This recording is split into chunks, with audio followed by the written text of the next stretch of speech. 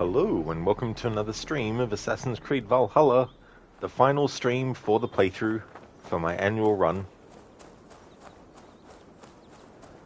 Hey there, Inmita. Hello again as well. Dr. Darling, redeemed. I don't want to see the Alliance map. You used that redemption 5 times, you're down to 378,000 points. Well, thank you for using your points for those redemptions. And that's cool that you still have about that many.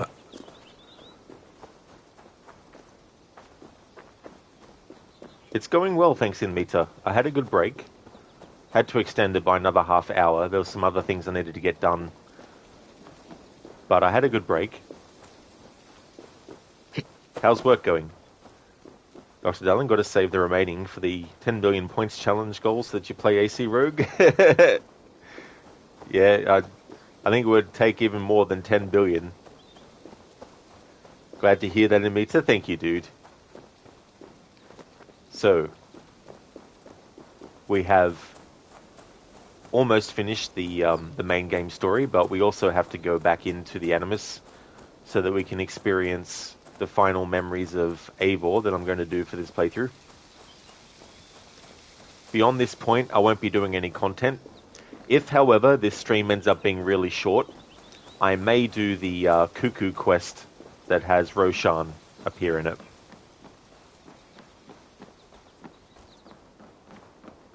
Beautiful. Hello there, AC. How's it going today?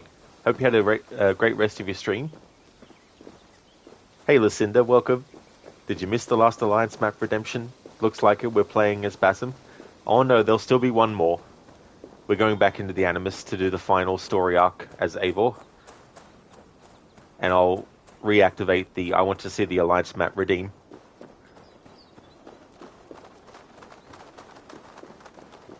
And me to your work break, that is. It's going well so far, but the break isn't long enough. Your work break, that is. Yeah, it'd be good if you were able to get a longer break. Lucinda, Roshan is in this. She is, yeah. Yeah, she is part of that whole Raven and the Cuckoo quest. Hey there, Sheila. Welcome back to another stream. How's your day going so far, Lucinda? Congratulations on the news as well. That's good that you got to that point, and given the things that they're asking for, it's definitely understandable to be excited.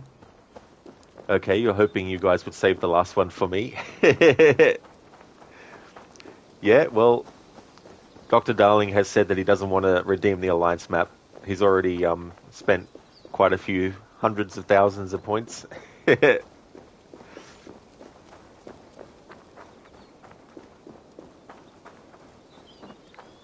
funny getting Basim's comments on certain things. Tools or instruments of torture? Or both? Like how Basim is like, or both. Amita, yeah, it's almost over now. You have to leave again now. See you. Oh, that's totally fair, Amita. I hope the rest of your workday goes well. Thanks for stopping in for a bit. Non-empathic art? That's rather dull.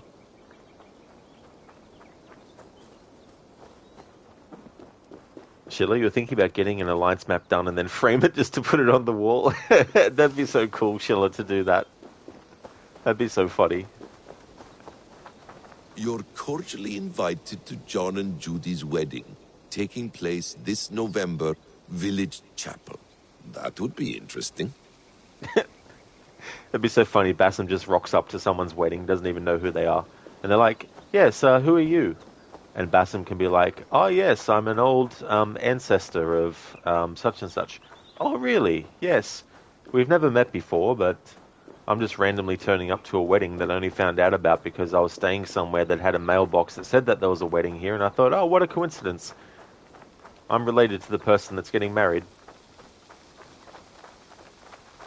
Lucinda, yeah, you can finally stop worrying about if, not if. Exactly. You know, and that'd take a lot of pressure and stress off of you as well.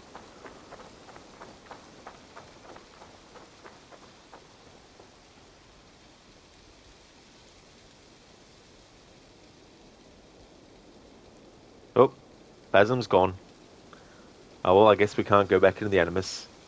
Bassam has used his own free will and is like, bugger this. I need to go to that wedding.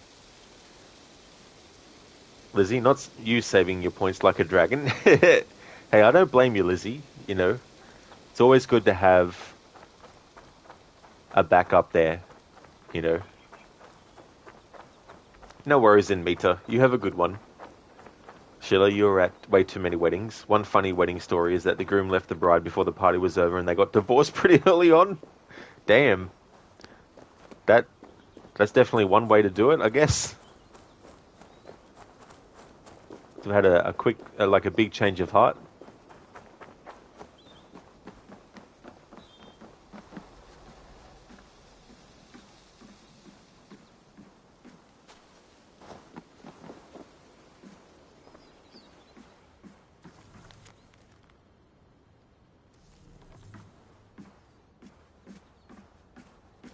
Please enjoy your stay.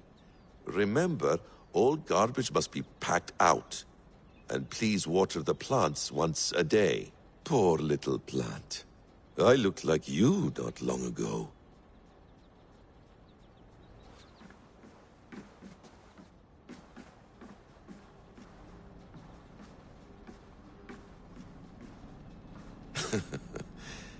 Hold tight, love.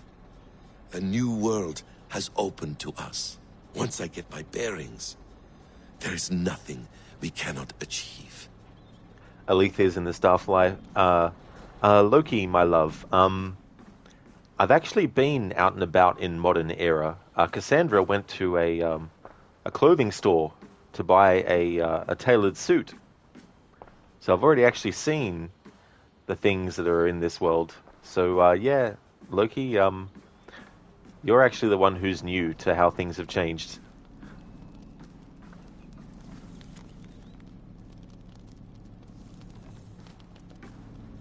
Well done, young man. You are onto something. Hytham. Eivor has spent quite a lot of time with Bassam now, and together with Hytham, it gives us a clearer picture of the hidden ones in the 9th century. They are recognizable as assassins in all but name, which makes me think they evolved quite naturally into what we know from Altair's time. The word assassin comes from the Arabic word for hash smokers. It may be the hidden ones adopted this epithet as a mark of pride more than anything, turning an insult into a mark of pride. Curiously, I do remember one passing reference in some of the old literature about Hytham being one of the first assassins back in England after the Exodus around 430 AD. I should contact our London bureau for Edward Kenway's papers.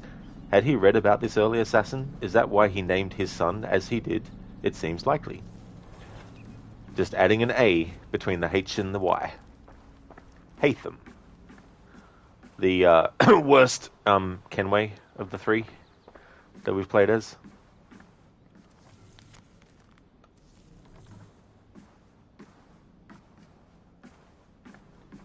Lizzie, funny how nobody mentions that.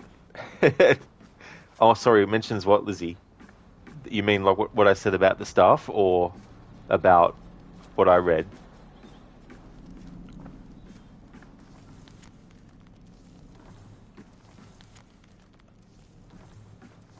The Order of the Ancients. The more we see of the Order of the Ancients, the less they resemble the Templars as we know them today. How did this evolution take place? This older order was obsessed with our Isu precursors. They worshipped them as gods, aspired to their status and power, and coveted their works and weapons. In the name of order, yes, but with a very strict hierarchy that placed the Isu well above humankind. Fulke, nicknamed the Instrument, has also wielded that term as an adjective. She believed that humans were deeply flawed, lesser beings meant to serve. The Templars believe in man, a more admirable approach, I will admit. Could it be the modern instruments of the First Will represent some sort of return to the distant past? A revival of a dead order, did they never truly vanished? So in Black Flag, in the present-day story, you can find post-it notes that have been left around the locations, and these post-it notes are part of an overall document that the instruments of the First Will have created. And of course, the person who was putting those around Abstergo Entertainment was John Standish, who was the current, at the time, sage that was born with Aita's memories and all that kind of stuff. So the Order of the Ancients, this text basically says maybe the Order of the Ancients didn't actually get fully wiped out, and some of their doctrine ended up being picked up somewhere later down the line by the instruments of the First Will, and it's definitely plausible as well. Oh, Lizzie, her getting the suit, yes, yeah. Well, the thing about that is it's very quick, so I think they should have spent more time showing it.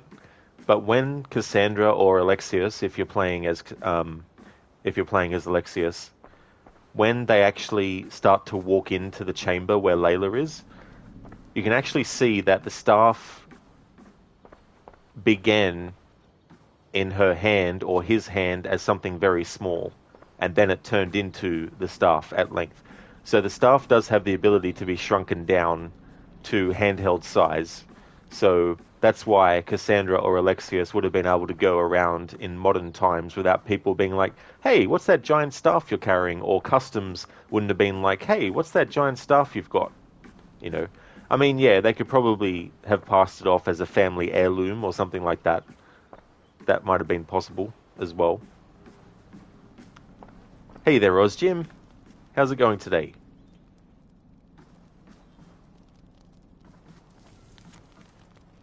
King Alfred, aka Alfred Rex, Alfred the Great. What do we know about him? Famous for his holy vision of uniting all the kingdoms of England, one country under one rule, sort of a United Nations of England maybe, or just England.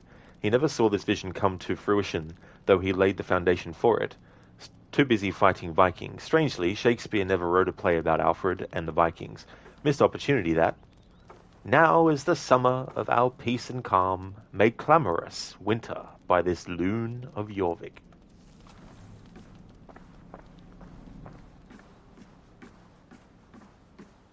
Dost thou, mother, know you wear her drapes?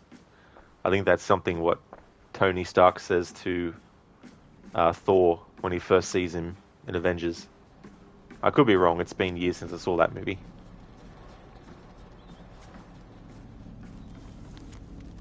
The Yggdrasil Chamber. Layla has located a new Isu temple, the Yggdrasil Chamber, for lack of a better term. She is there now, searching for a way to slow it down and return the world to some sense of normalcy. Many pieces now fall into place and Etheria emerges. In 2012, Desmond Miles managed to activate a network of Isu temples and devices in such a way that it amplified the Earth's magnetic field, one that shielded us from the mass coronal ejection that should have dealt civilization a fatal blow. But in the 8 years that have passed, it appears this magnetic field has been growing ever stronger, and now the cure to what ailed us becomes the disease. The magnetic field that saved us threatens us all over again. But what is driving this increase? This Yggdrasil machine, a simulation device not unlike our Animus, but perhaps fed on calculations, not memories, seems to be in an overclocked state, for lack of a better term. What is the cause of this? Only Layla can tell us for sure. So many questions. I eagerly await her return.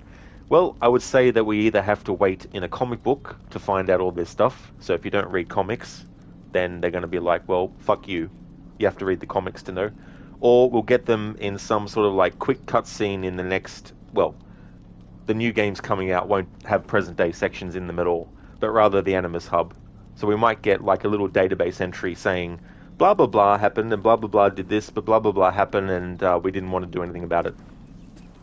So I very much doubt we'll actually play as Basim again after this game. I very much doubt there'll be any sort of impact that his presence has in present day.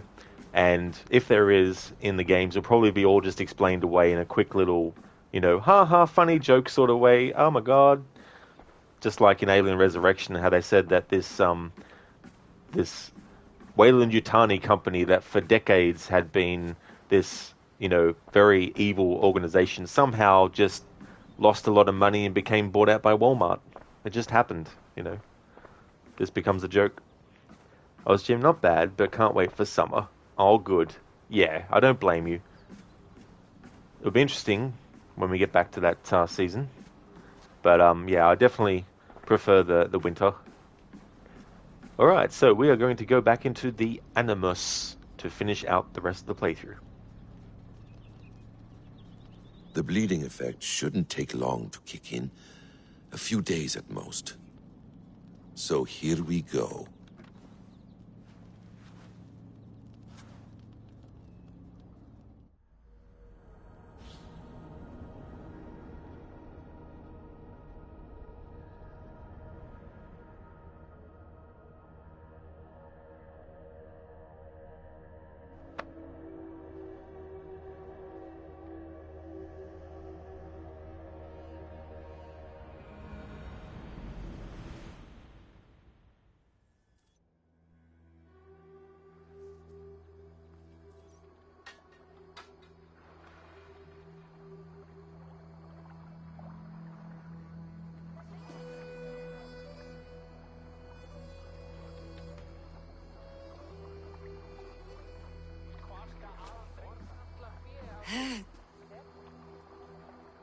Steady, Eivor.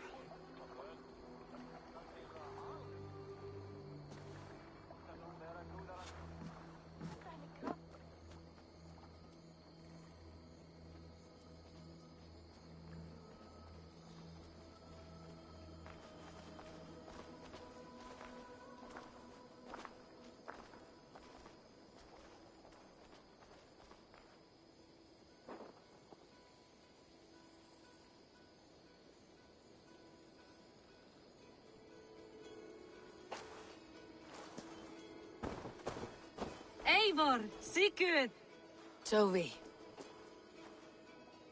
welcome home.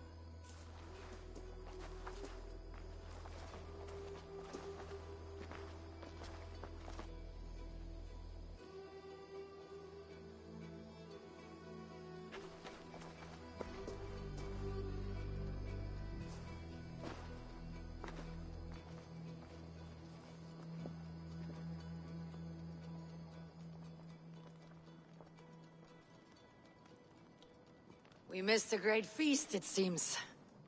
Eivor! Sit a moment and rest. Sigurd. For me.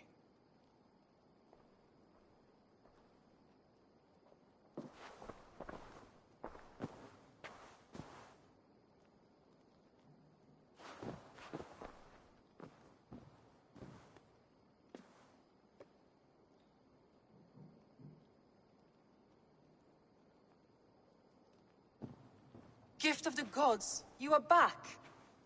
Safe and standing tall. Did you find what you were looking for? We did. We did. But it was not for us. What is this?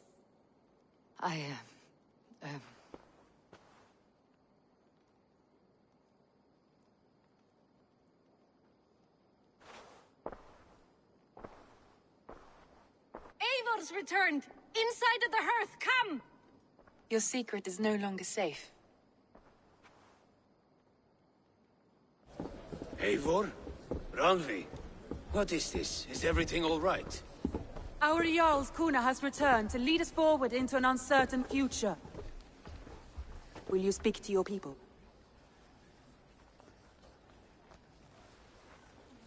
For love and joy words can jade. Our souls must sound in a heartful song. And when... No. No. You're less mine than I'm yours. And I ask of you only this. Keep me honest in the times to come.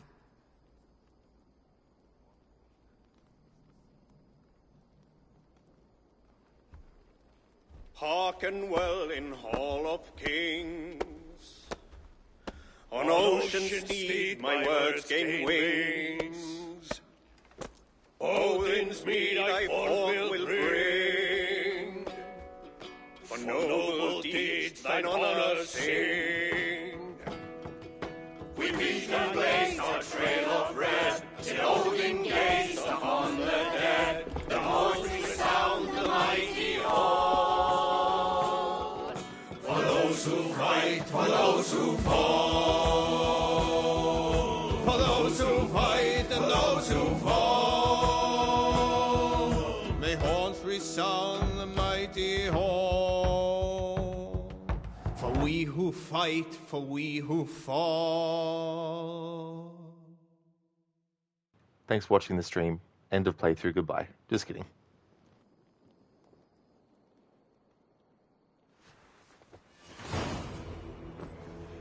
Yeah, it was Jim. Looking forward to the sunburn. I definitely aren't. Looks like I have a new letter. Looks like something is happening near Volka's hut. Perhaps I should take a look. Nah, Eivor, we're not going to take a look at that because we're not going to be doing the crossover with Cassandra.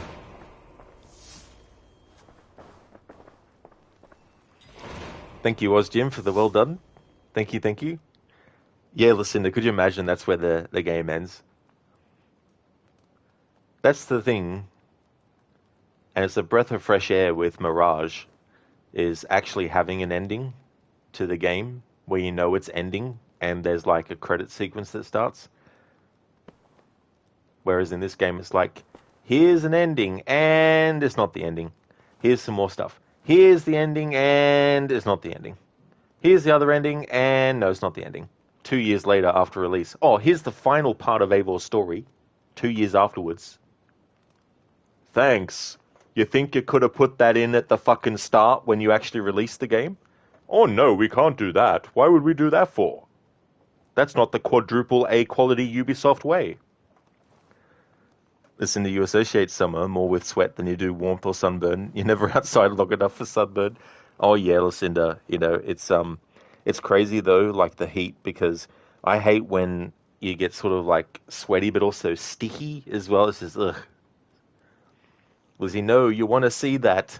Well, I don't have time for that, unfortunately, Lizzie. There may be a playthrough in the future where I actually do that content, but yeah, it won't be this playthrough. Yeah, listen, it's like, why actually finish off a main character story in the actual game, you know? Hell, maybe moving forward, the ending of a game should be bought DLC that you have to fucking buy. Okay, no, we're not doing this Raven and the Cuckoo quest.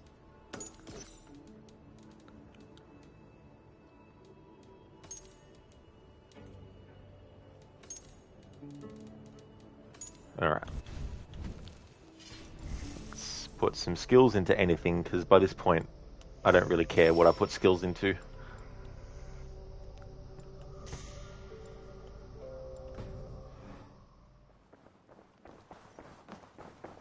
A letter for me.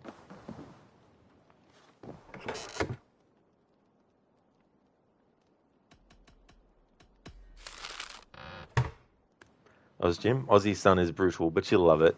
It definitely can be. Oh yeah.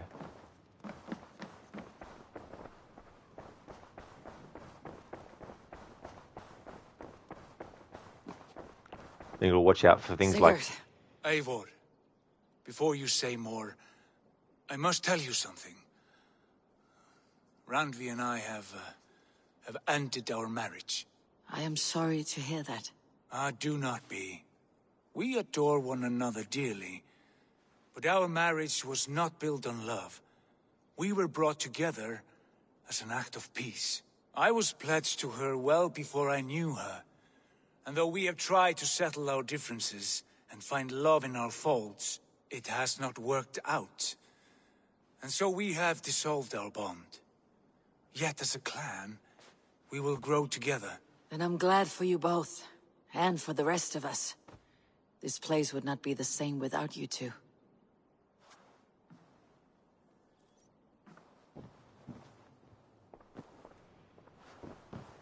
Okay, let's see if we can find Hytham.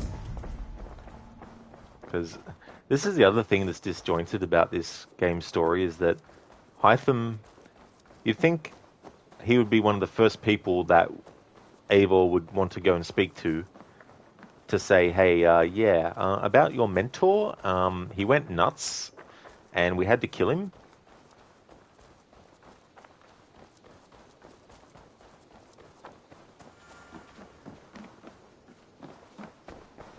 You look well. Eivor, did Basim contact you in Norway?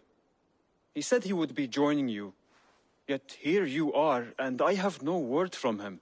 Hytham, this will be hard to hear, but Basim attacked us in Norway. Vengeance for some transgression of ours, imagined or real. You mean you slew him yourself? Sigurd and I, together. I know this comes as a... I do not understand. Why would he do such a thing? He loved Sigurd, he loved you. I do not understand it myself. Perhaps one day we can speak about this with more clarity. But for now, I am deeply sorry. Gorm is dead, nameless and alone across the open sea. A master of the Order hewn from the trunk of their dying tree. You are getting closer to the roots. I have to go. Then go in peace. Hey there, Viper. Welcome on in. How's things going for you today? Listen, and for some people's playthroughs, they were like, oh good, thanks Sigurd. Now we don't have to sneak around and pretend we weren't fooling around behind your back. Exactly, yeah. That's the other thing too, how they have that sort of like as an option where you can romance Ranvi before that point in the story where they break up.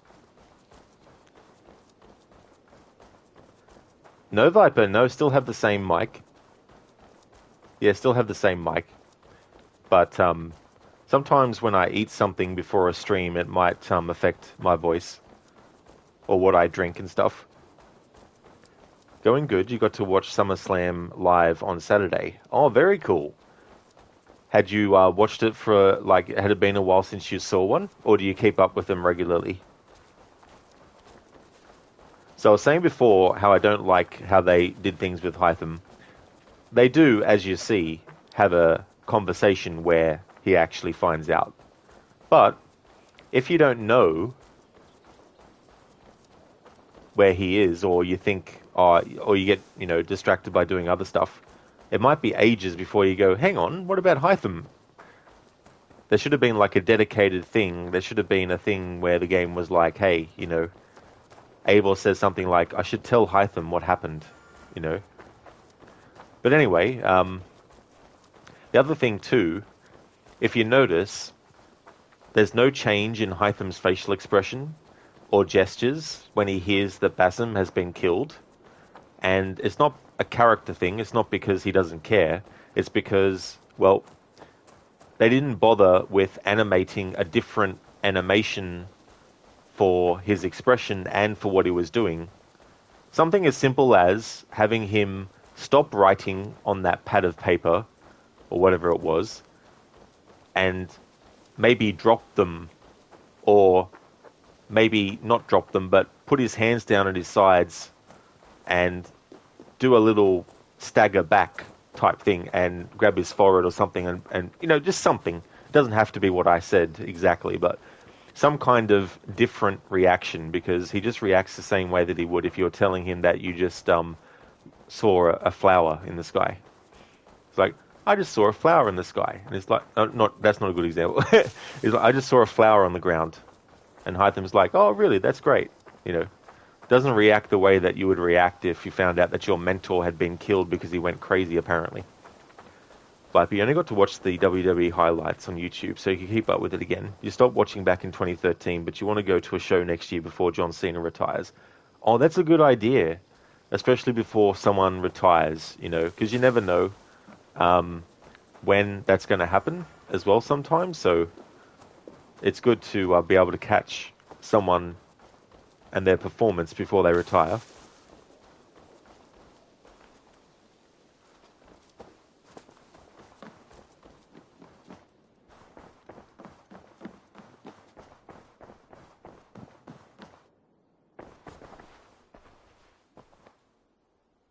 Oh, I forgot to do this. Alrighty then, so I'm going to reactivate the I want to see the Alliance map redeem, because after this stream, we won't be doing this anymore. I should go. I forgot to reactivate it, so I'll just leave things live for a little bit. Ah, Schiller, thank you for redeeming that. Okay, for 10 minutes, we'll look at the Alliance map.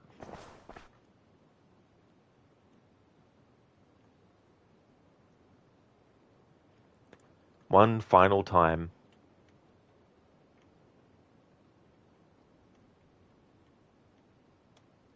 There we go. Viper, he announced that the money in the bank that next year is his last year is going to try to wrestle the whole year. Oh, well, at least you know for sure that's going to happen, because sometimes these things can be like announced literally at the time that it's happening, not forewarning. Lizzie, that was fast. It really was. Very quick. Got some very quick fingers when it comes to redeeming certain things. So this is the last time in this playthrough that the redemption for I want to see the Alliance map is available. And thank you, Sheila, for redeeming that. I forgot to deactivate it. I'll still honor it, though, but I'll also deactivate it now that I remember. I forgot. I usually have that active during my horror game streams.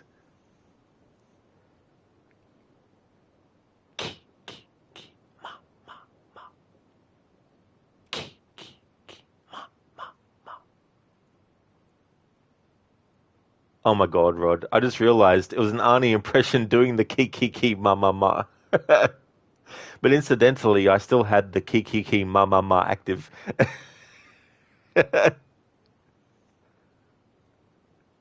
Alright, here we go. Ki, ma. Ki, ma, ma. Ki, ma. Thanks for redeeming that as an Arnie impression, Schiller.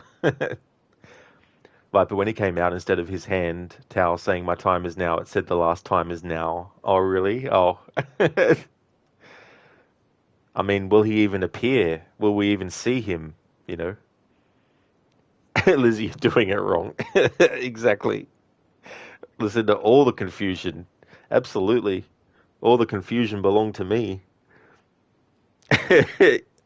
It's so funny, Schiller, trying to do things with an accent, you know, with an impression when it's just like sounds. It'd be sort of like if Mario was going to do it. A ki, a ma. Viper, you honestly cried when he announced it. Oh, did you, Viper? Yeah. Well, that's the thing too. You know, there's definitely people, whether it's like an actor or a singer or a writer, you know, or whoever their case may be. There's always, you know, people that we really enjoy seeing their content, and so it can be, you know, sad when they decide to put in the towel. Lizzie, this stream went south fast. It really did. You're not wrong there.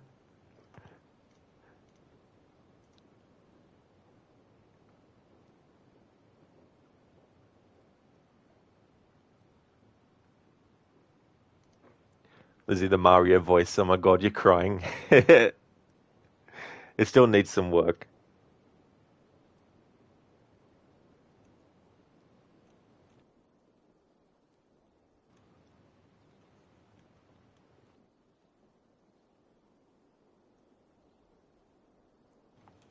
Dear Alliance Map, till memory fades and life departs, you live forever in our hearts. And now, bring me Batman. Very well said. Bring Bane Batman. That's all he wants. He wants to give Batman a break so that Batman can say, I'll eventually be back after the break. But yeah, you were there from the beginning of his career all the way up to the end and was your childhood hero. You always pictured being his tag team partner, but you never wanted to face him or beat him because of the respect you hold for him. That's definitely understandable. You know, imagine it's like when you have boxers, for example, that have someone that they admire that's in the sport, and then they themselves end up being a part of it, but also fighting that person, you know, still having that respect for them.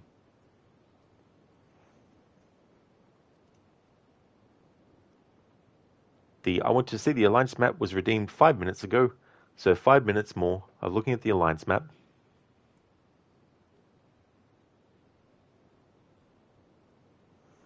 So the next game that I'll be doing as part of this marathon will be the final game as part of this marathon, which is Assassin's Creed Mirage.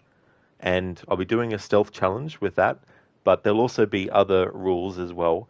At the end of this stream, I'll actually go into detail about what those rules are, but that'll be the next Assassin's Creed game in terms of the marathon.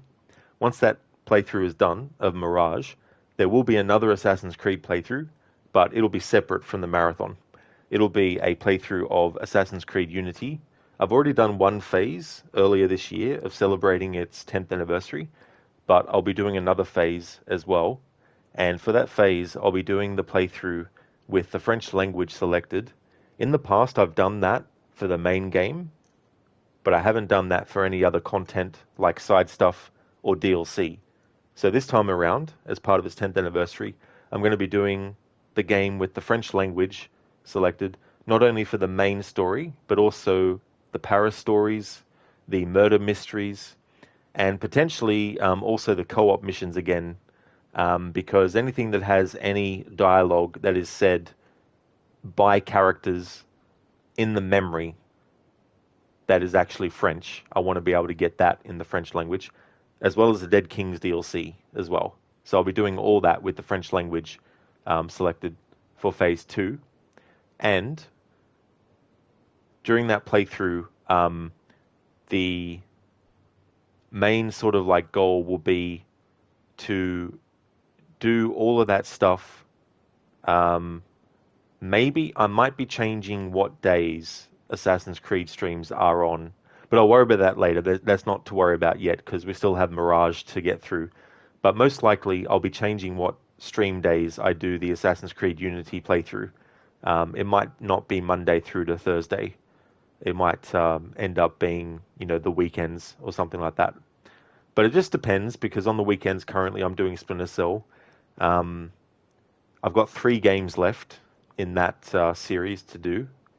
So if I'm still doing Mirage by the end of that, what I might do is just basically wait until I've finished the Splinter Cell streams and then make those days Assassin's Creed Unity.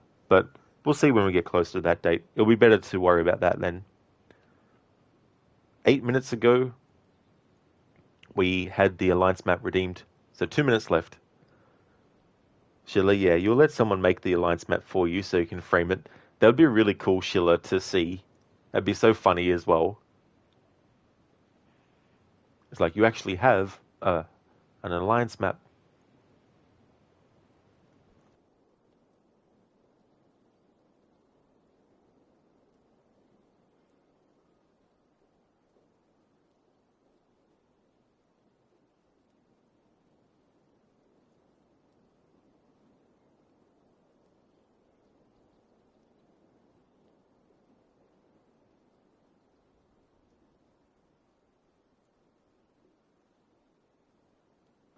Alright, so what I might do is actually have a look and see how many times that was redeemed over the playthrough.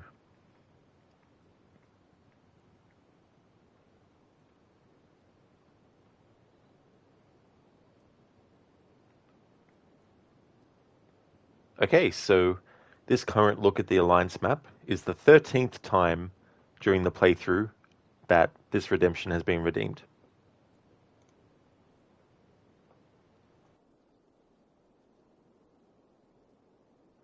Which means 13 out of the 20 streams, this stream included, that I've been working on this playthrough have had a look at the Alliance map for 10 minutes.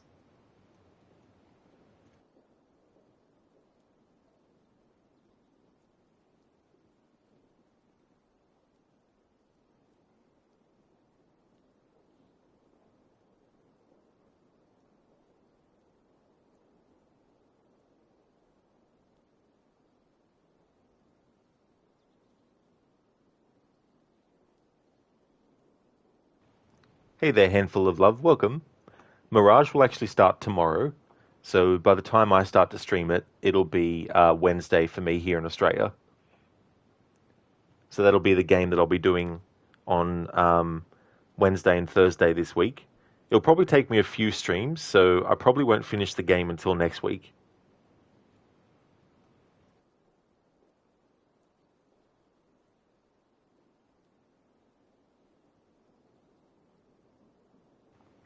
And there we go. The 10 minutes of looking at the Alliance map is up. Thank you, Sheila, for redeeming the I Want to See the Alliance map. And I want to thank everyone who redeemed that as well over the playthrough. But all good things come to an end.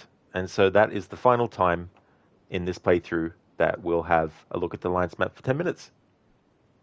Yeah, Lucinda. So this is the last time that you have to see the Alliance map for a while too. Sheila, such a beautiful redeem.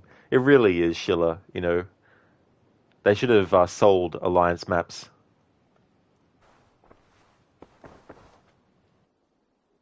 I want to see the Alliance map. Hamptonshire, the last Saxon stronghold. And very heavily guarded. King Alfred is preparing for war. You will meet tremendous resistance. As will Alfred. Is Guthrum Jarl there with his army? He is. He and Ubba have gathered a sizable force and intend on launching an attack on Alfred soon. If we support their assault, England will fall to us. A pagan land where a multitude of gods may freely roam. Wherever they may roam? Listen, back in the day, the Alliance map would have been included in the disc case. That is true. It's like with GTA games, how they would put the game map in the case as well. Lizzie, you love the little statues. Yeah, that's something that they could have sold as well. Even if it was just like one version of each different one. Listen, yep, Skyrim came with a map as well. Oh, did it? Oh, cool. I mean, they could still do those things, but it would have to be, you have to put an order through or something like that. Red Dead had a map. Oh, cool. Did Red Dead 2? Because I haven't bought a physical copy of a game for a long time. So Red Dead 2 had a map? Oh, nice. That's pretty cool. Lucinda, yeah, you just checked. Your PS3 copy has the Skyrim map. Oh, cool. I wonder if the Xbox got it. Hey, Spicy Chicken. Good morning to you. How's things going today?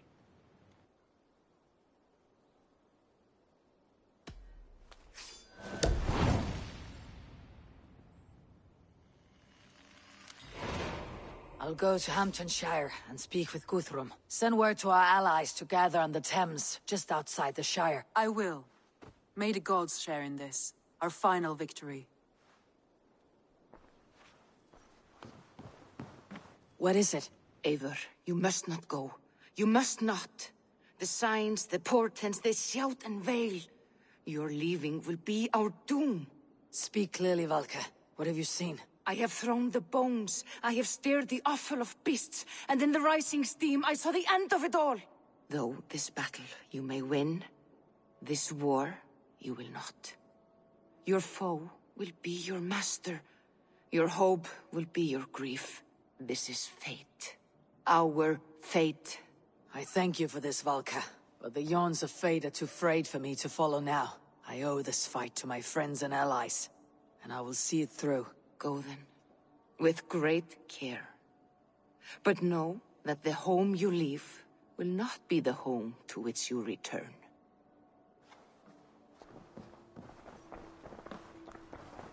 Spicy Chicken, it's okay. You've just been messing around on Reddit. Oh, nice. Oh, that's cool.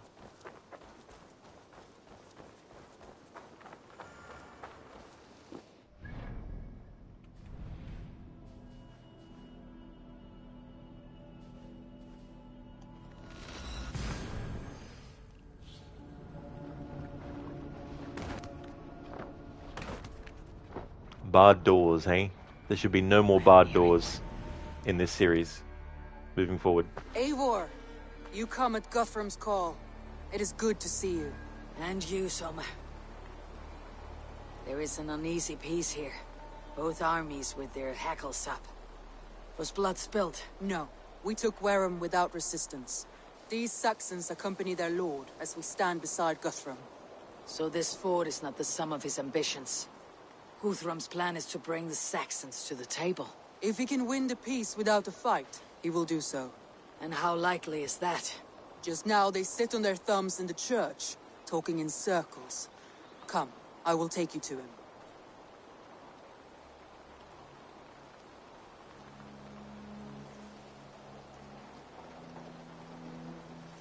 Who is Guthrum meeting here? Is it Alfred? That's right. The king of the West Saxons has agreed to negotiate. Seems we have him on the back foot. Guthrum should be careful. Alfred speaks with Loki's tongue. Guthrum is not a babe at teat, Eivor. Nor is Alfred. If he has come, it is for his own advantage. Then give us counsel. Stand by Guthrum, show our strength. The king of Hayseeds will soon be humbled, trust me.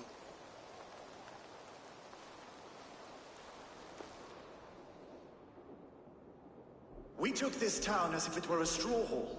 Do not challenge me, Elf King. Your show of swagger and strength has my attention, Guthrum.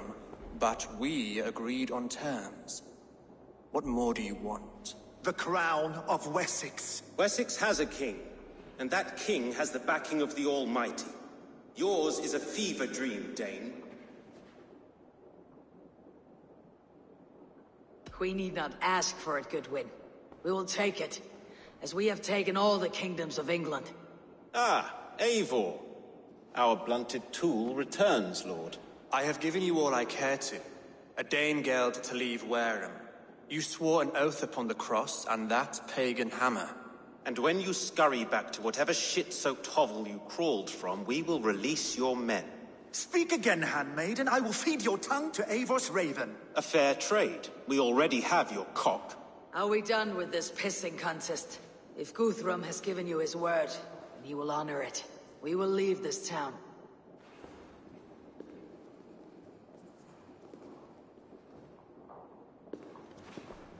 You have 1 day. Do not test the king's patience further, or our men will return to Wareham with force. And if you doubt my conviction, know that the Avon River near Uffentune runs red with the blood of your countrymen. Their commander, what did his men cry as he fell? Ula? Uba? Yes, that was it. Remember, you have taken my silver. In return, I expect your honor. I will await news of your retreat in Chippenham. Uber dead? It cannot be. Gods, I will tear that Saxon's skin from his bones if this is true. Alfred hisses with a snake tongue, but he gains nothing from this lie. When news of this spreads through the camp, no Saxon will survive the day. You swore upon the cross.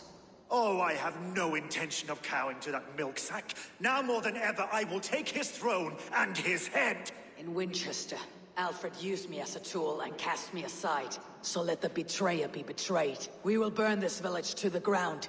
After that, we take care of Alfred.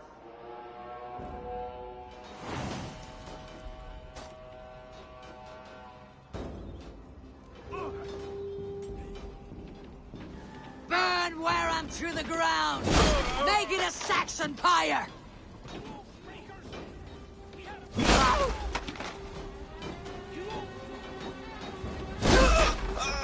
Let vengeance steer your swords! And you'll feel my axe in your gut, piglet! Leave nothing standing! Every great Norse in Valhalla, I'll send 10 to hell! You won't burn! Stump! Fire and flame! Burn it all! Follow my lead! Let vengeance steer your swords!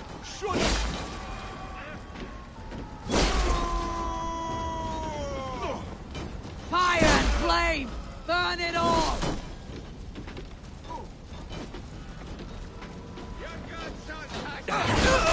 Leave nothing standing!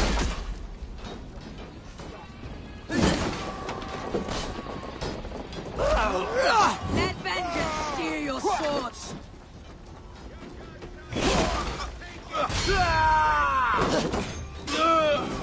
Fire and flame! Burn it all!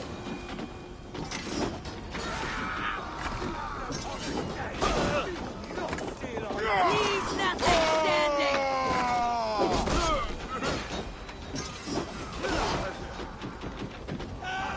Let vengeance steer your swords!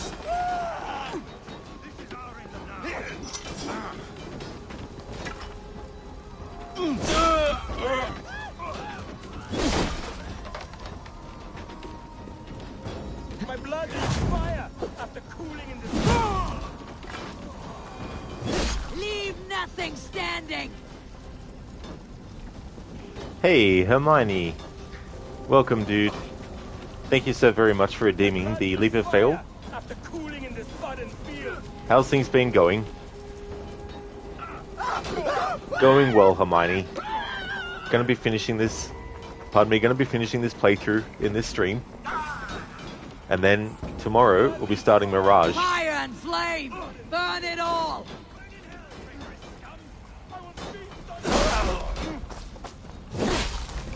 Leave nothing standing!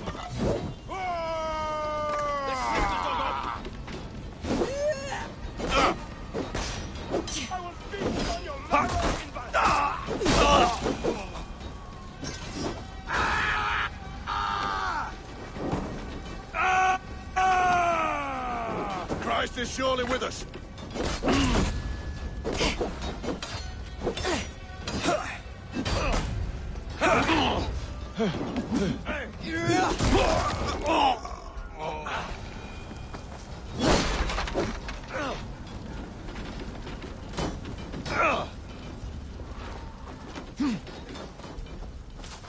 Hermione, you don't have a lot of time. Just came in to redeem the leap of fail and leave, like the a-hole you have. I definitely wouldn't consider you an asshole for doing that. Near your swords.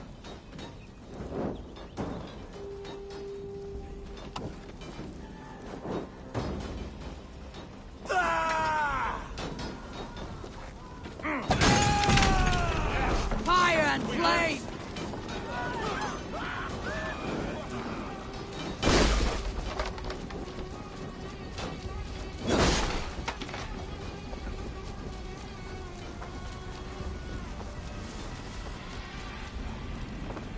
Fire and flame! Burn it all!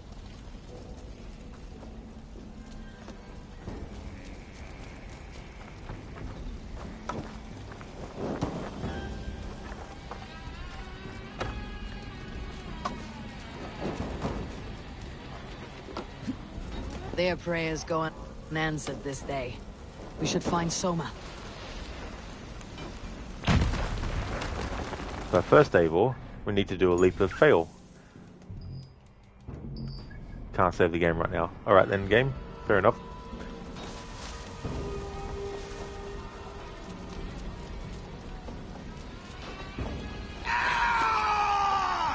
Much more like it.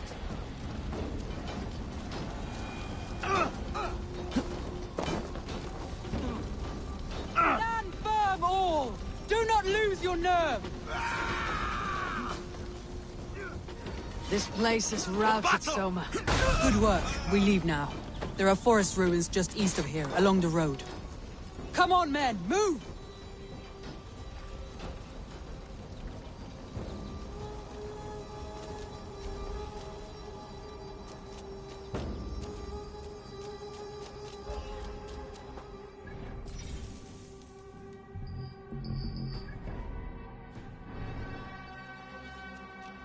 The game's like, no save for you.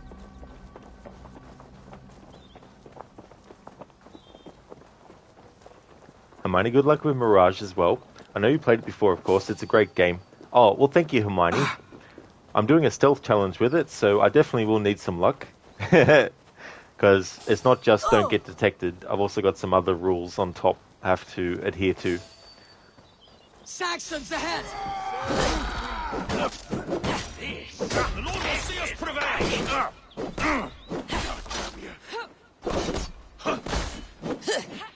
For Uba! His blood soaks your soil! Back! Come on, then!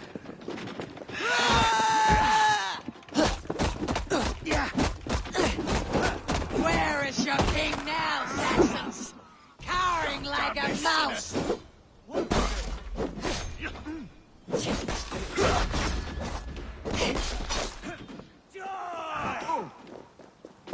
Odin owns Cut you! down the stragglers!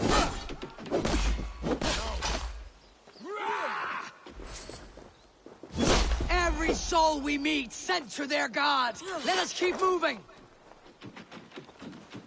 Look, it's kind of ironic. The leap of fail is successful when it doesn't work. That is true. There's definitely been leap of fails I've tried to honor for people where the character has actually survived. It won't be Hermione, no. I'll be doing that challenge on a fresh save.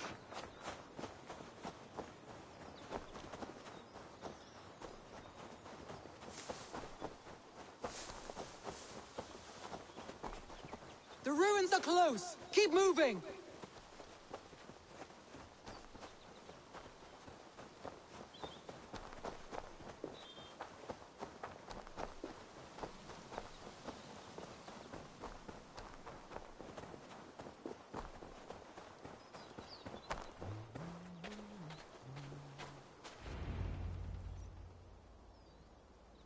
We can rest here a moment. Now, tell me what you know of that Breaker of Rings. Weak and wretched troll.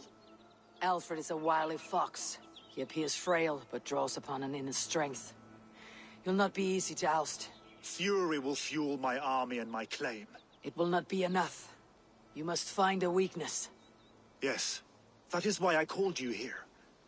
Do you balk at the opportunity to bury the Saxon king? I must first hear a plan to balk at. Alfred spoke of Chippenham, a squat hovel of sheep and peasants. So why does he go there and not to Winchester?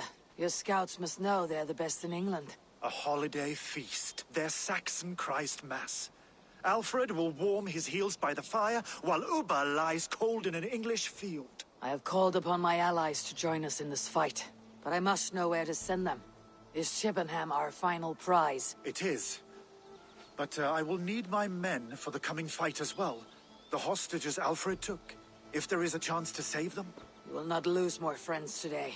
Where are they held? A place further ahead through this forest. They call it Hampton Blockade. Soma, ride north to the Thames and lead my allies south. They should be gathered by now. I will. Gather on the river passing Chippenham. The rest of you set up camp there. I called you Raven Feeder once.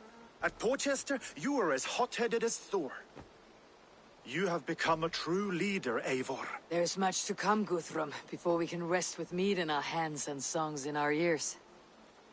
I will crush Alfred's skull with my bare hands if Ubba is dead. We cannot dwell on this, even if it's true. If you want the throne, only strategy will deliver it. Or bloody wrath will steal it. I will follow this Alfred, hound his heels. Revenge burns within me. A wise man once told me, we do not dash ourselves against hopeless courses. We arrive unexpected, strike swift. You turn my words against me now, Wolf-Kissed? I took them to heart in my darkest times, my friend. And Sigurd? He is back with you? My brother's story is a long one, and for another time. Ridding the land of a strong ruler will make Wessex harder to tame. You almost sound like you respect him, Eivor. I have come to understand the trials of leadership, Guthrum. It is hard not to, when you cradle something as fragile as life within your hands. Okay, now the game should let me save. So I can reload my launching save for my game plus to when Eivor was weaker than she currently is now, so I can actually die from falls. Because at this stage, I can't have the character die from falls unless it's like a really, really, really tall height.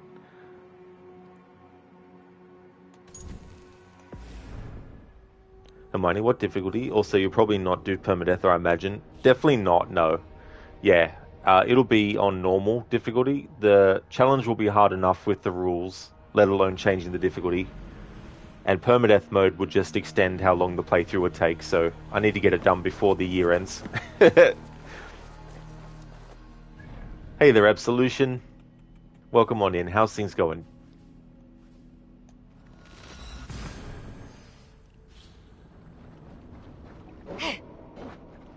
I have, Hermione, yeah. I haven't revealed what the rules are yet, though. I'm going to do that at the end of this stream.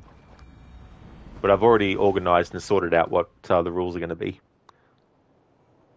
That's not a good spot.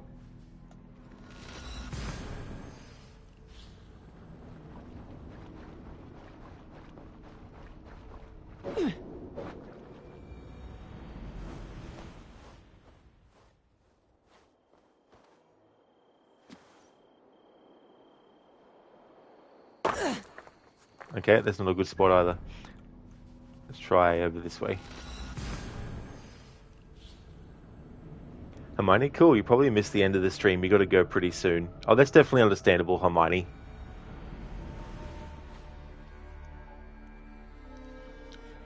This might be a better spot.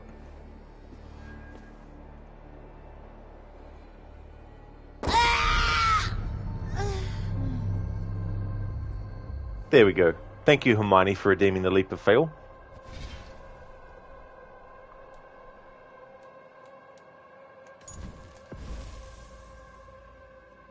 Handful of Love, No Man's Sky and Permadeath was interesting. I haven't actually played that game at all, but I have seen that being streamed on that. Graildraven is a streamer that is doing a Permadeath challenge on that game. Hey there, Sage. Good morning. Welcome on in.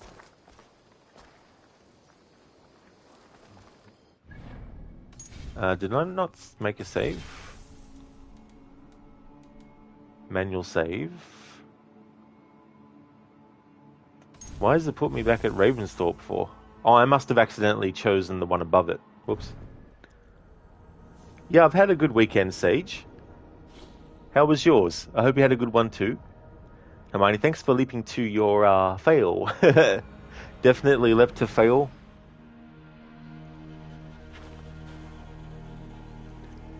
Listeners, this is what Eivor sounded like. Yeah. It must have been, yes. We're going to see Uber first before I do anything else.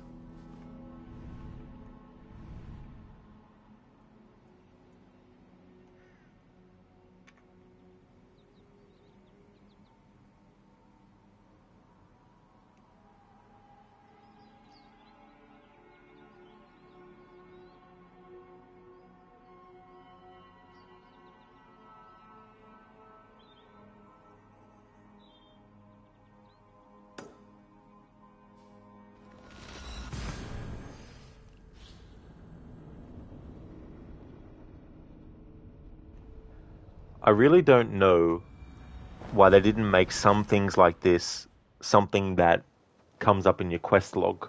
Because it's not like Uber was just some, character we saw for 5 seconds and then nothing else.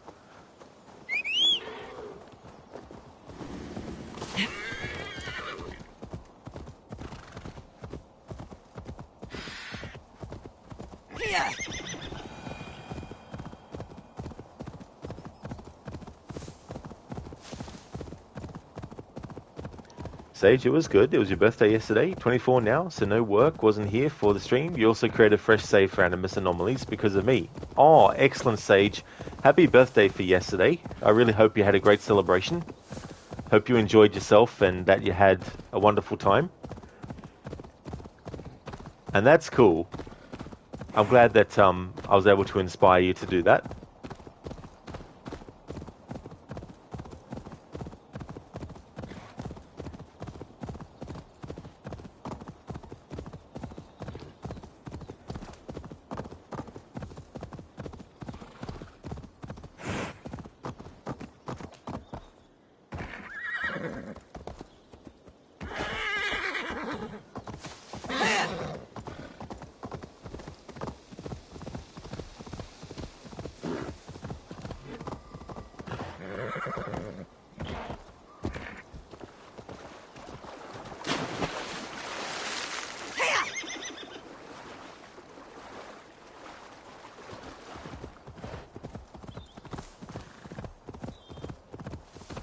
I'm nearing the Avon River at Uffington. This was where Alfred said the battle with Uber took place. Rest in peace, Uber. Uber. So Alfred spoke true. May you join your brother, old friend, wherever he found his final peace. Rest well, my friend.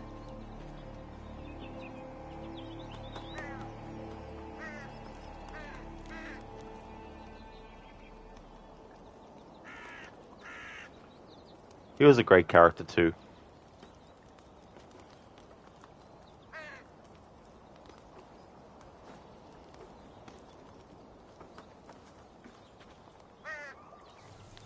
Scroll with King Seal. Lord Oda, you are to attack the Danes docked near Uffentune at once. Act swiftly and with the fear of God in your heart. Send word once the battle is won and Wessex is saved. Alfred Rex.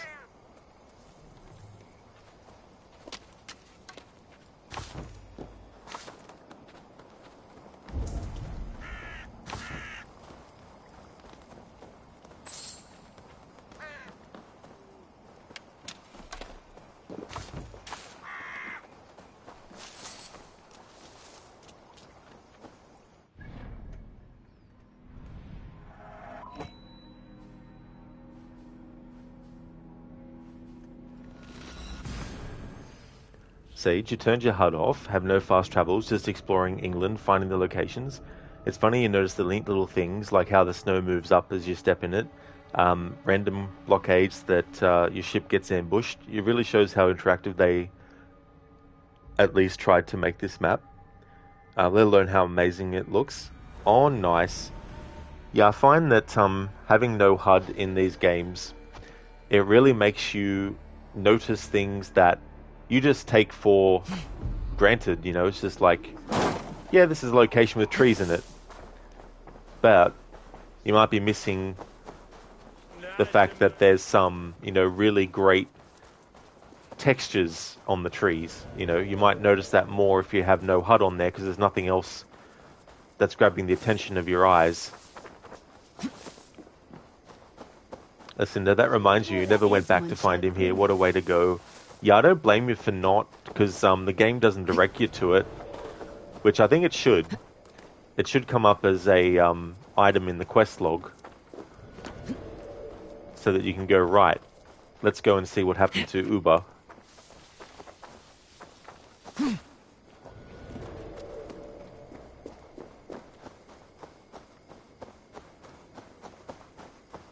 I hate this area here. Vigilant. Trying to get out of here. It's like you gotta search for the exit. Or an exit. Away with you. And then you realize, oh, that's not actually an exit out of the area. That's just an entrance to another part of the area. Look, I may as well just fast travel here and then work my way towards it. Crooked, hello there. Senny, hope Valhalla is going well with the last story arc. It really is, dude. We just saw Uber. Rest in peace to him. And I'll definitely be finishing this in this stream. Depending on how long it takes, I might also do the Raven and the Cuckoo quest. But that's still a maybe at this stage. But we'll see. Your meaning is unclear, gods. Please, there must be some other purpose for my life. Asa. The guy who voices that guy, he played that that character in Assassin's Creed Unity Dead Kings. The one who talked to Napoleon about, you know, rats and apples and stuff.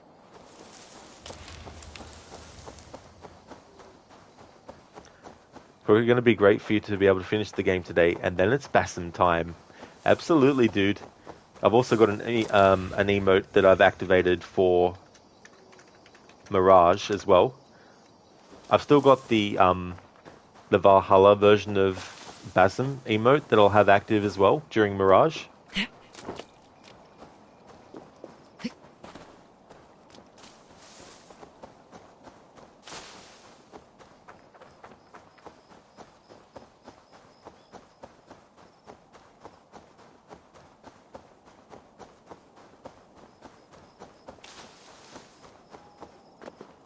And then, once Mirage is finished, I'll be reinstating the Arno and Elise emotes and the 10th anniversary for Unity emote as well.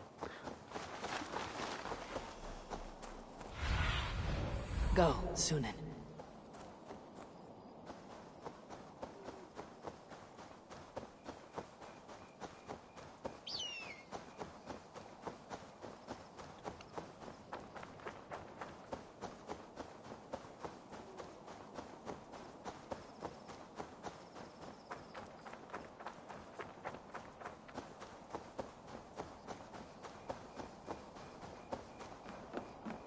I must be careful now.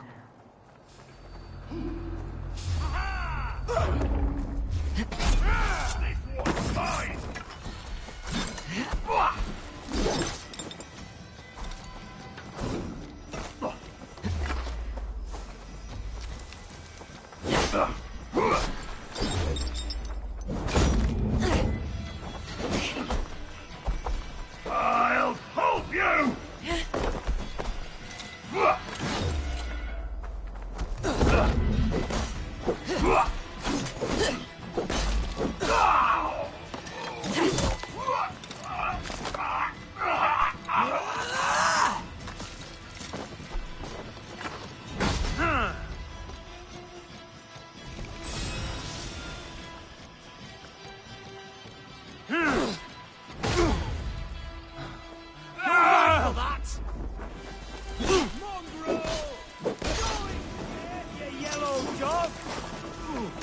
Die now! Hey, what?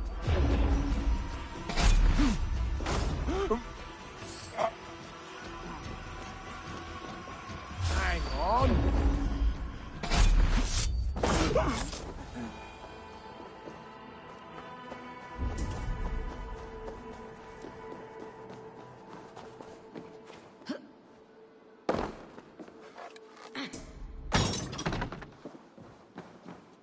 You have my thanks, friend. We can tread quietly, so as not to alert the guards. But I can raid this place in moments with my crew. I will follow your lead. Are you Guthrum's men? Aye. Free us and we will fight by your side. Lucinda, you blinked and you were like, wait, did Crooked raid already? And realized he was chatting while streaming. Yeah, I saw that he was streaming when I went live. Sneaky, sneaky. It's the stealth streaming way. Stealth stream screed.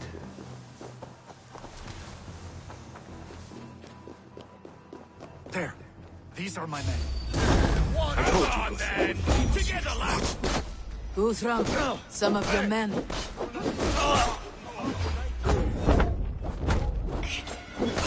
Enough skulking. These Saxons do not deserve compassion. I will wash my blade in their blood.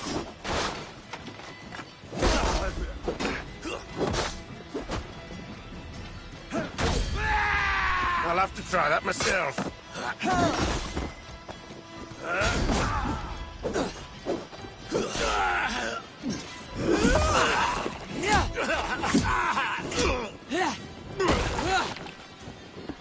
Give up!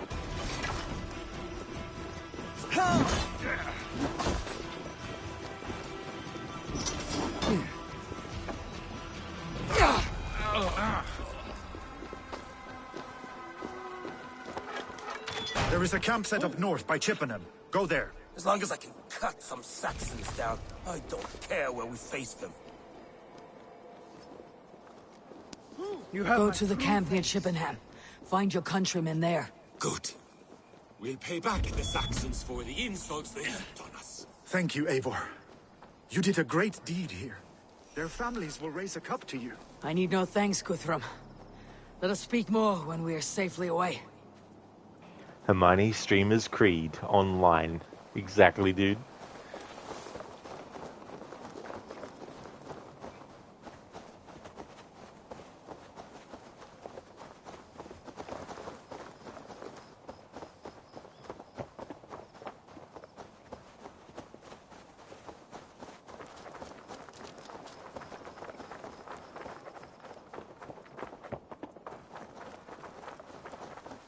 We're safe here. Let us speak, Guthrum. You should join your people at the camp. Even a surprise takes preparation. Your bravery, your leadership, Eivor. You wear it well. You have grown much since last we spoke. You judged me fairly, Guthrum. Harsh though your words were. But I do not make the same mistake twice. How is your brother, Sigurd?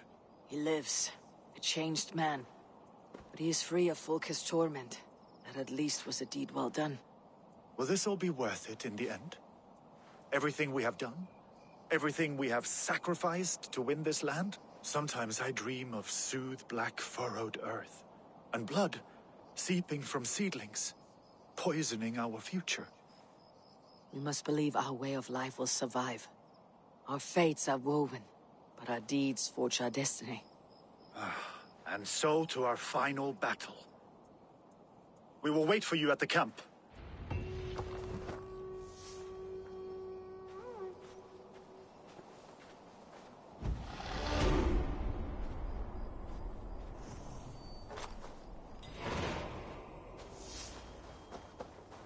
Guthrum, my Jarl!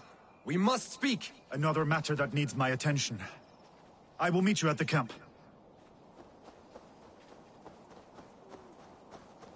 Definitely understandable, Hermione. It was good to see you in chat again. Thank you so much for joining. I hope that the rest of your day goes really well. Would like to highly recommend people check out Hermione's channel. He's currently on a streaming hiatus, but He's been doing playthroughs of games like Assassin's Creed Mirage, a little bit of Assassin's Creed Origins, as well as the Talos Principle, and he's also doing a playthrough of the Tomb Raider Remastered series. So if you're looking for a streamer that is playing through games of that type, definitely recommend checking out Hermione's channel. And that's no worries at all for the shout out, Hermione. Thanks again for being here. Thanks for stopping by. And I really hope that things are going well.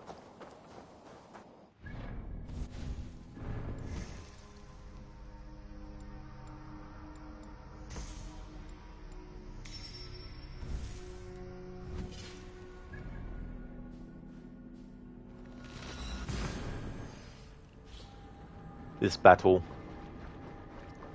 the upcoming one, there's a lot that goes down during this fight. Some characters won't make it.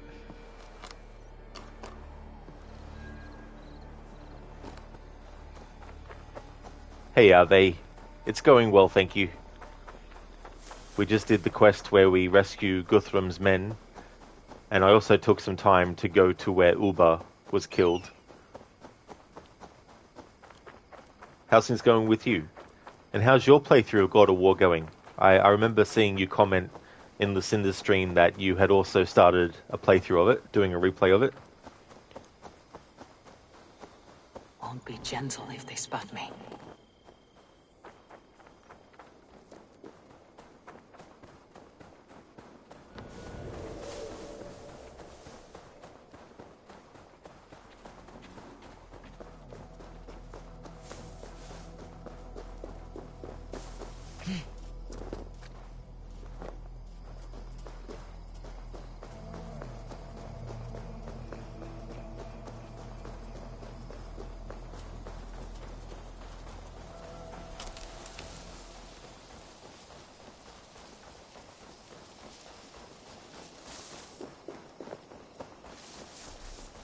It's going well though. You haven't had much time to play, being back to work. Yesterday you mostly watched streams.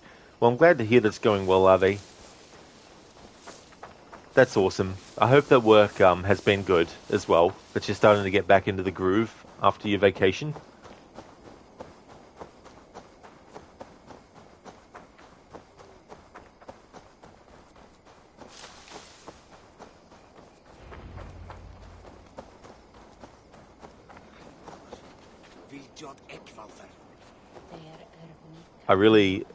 It's so funny what Vili says to Hunwald and Elric.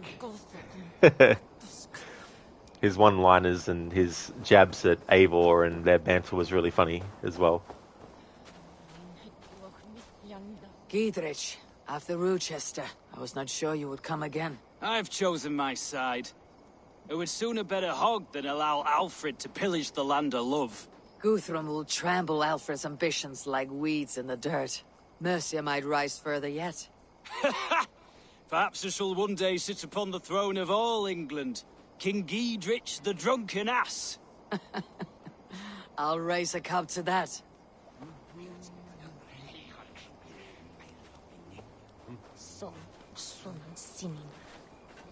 Deolav, you have come again at my call. I have. But this does not sit well with me, Eivor. This is a Christian feast, and the people here are not soldiers. I come only for Alfred. Innocents will die for your ambitions. I am your ally now, but after this, I must turn back to Mercia. I have much to repent. So long as I do not lose your friendship, your oath will be fulfilled.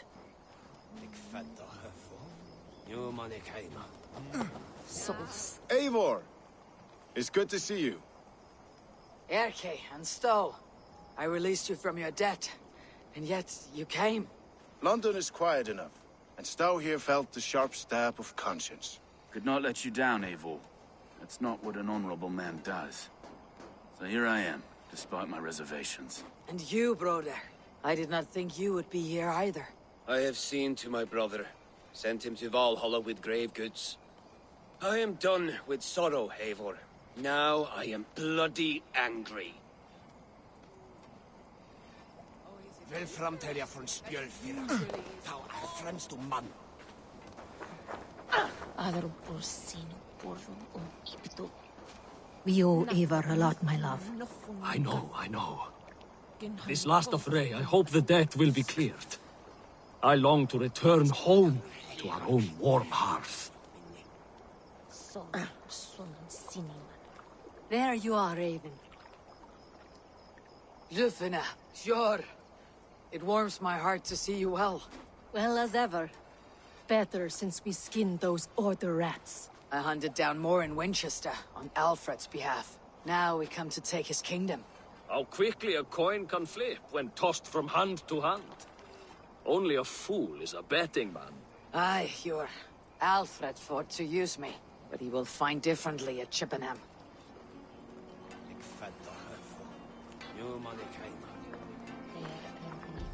Yeah, it didn't take too long to adapt. It's mostly just a problem the first day and the day before. Trying to sleep. Yeah. Once you've gotten so used to being able to get into a different schedule, then having to go back into a work one. Tevder, it is good to see you. I gave you my word.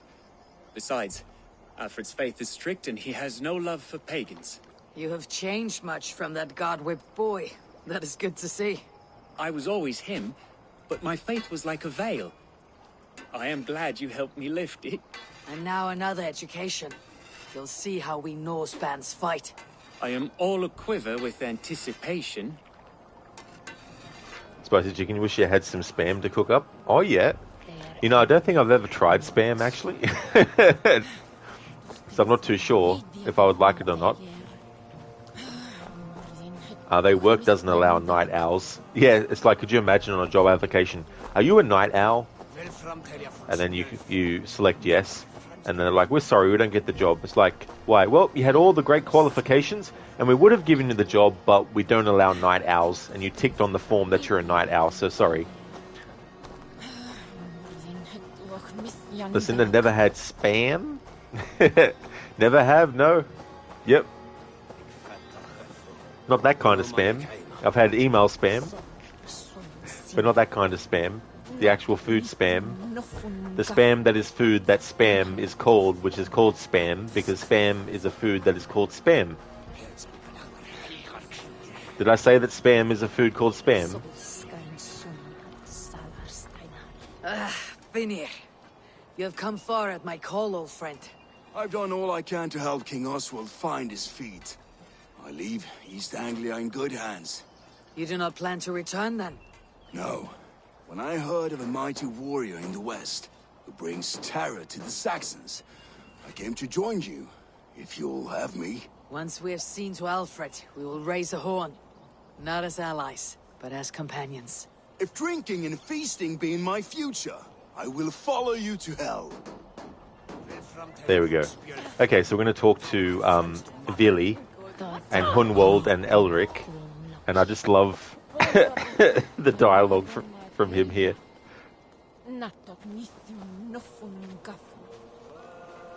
You soft-cheeked Anglo boys. Have you brought your mothers with you? My mother is worth 10 of your men. I do not doubt it. I have seen those strong Saxon hens clucking round the hearth as you farmers play with your cocks. Ha! And she'd welcome you in Colchester, Villy. Better than those sour-lipped thanes who haunt our hall. Look, you Saxon bedwetters. Here is a real warrior. Vili, leave these poor boys alone. Their ears are too delicate for the filth you pour in. Boys is right. This streak of cat piss is barely off his mother's tit. And the Essex boy has hands like a milkmaid. Ha! Such fiendish ribaldry between you two. You laugh in the face of fear. Tweak old man Death's beard. I will do my mother and my lord proud today, Eivor. The Lord knows, I have not been the best of sons. Good to see your spirits high. Fight well, my friends, and we will feast together in victory. Won't be like that, unfortunately, Eivor. Though you really like this final battle, but as you told me, you feel the battle at Ethandon would have been much cooler. Still, that said, you like seeing many of your allies here at the end. Yeah. Yeah, it's good, you know, to see familiar faces come back into the story. And, like, depending on when you did it, too, like, certain characters you might not have seen for hours and hours and hours of gameplay as well. So it's cool to see them return. Something to do with a cake.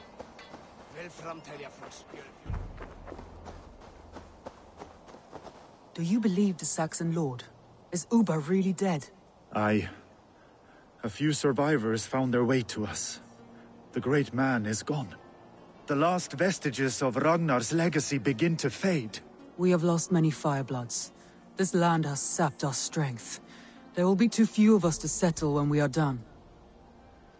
Eivor, you made it unscathed. They came from all over England.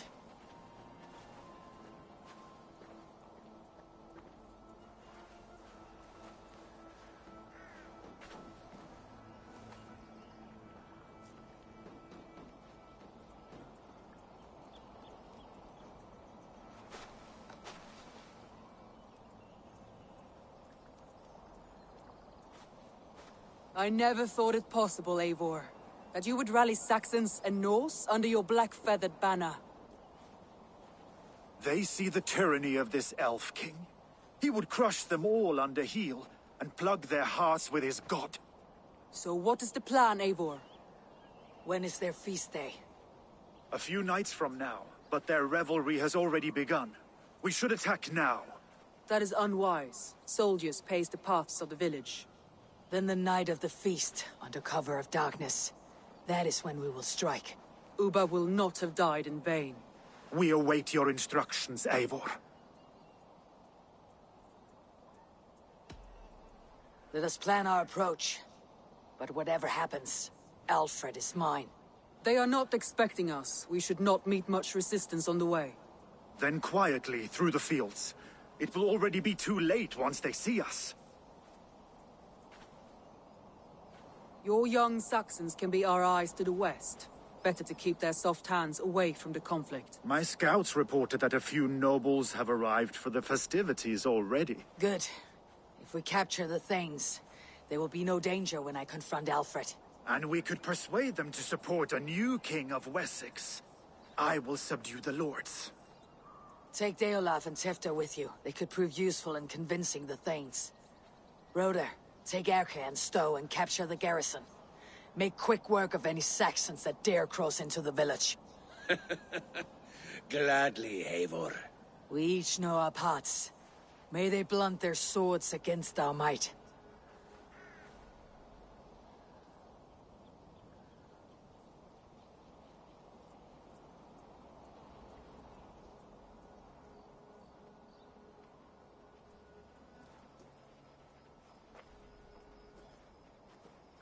Tonight, Wessex's last resistance will crumble. I follow you, Eivor. And I. Be ravening wolves and croaking ravens. Stand firm. Your axe arms strong. And together, we will win this final battle. And remember, Alfred is mine. Soma, with me! Everyone else go quickly to the village!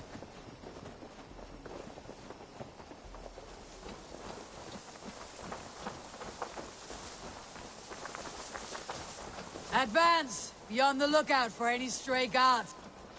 Lufina, Jor, keep a strong flank!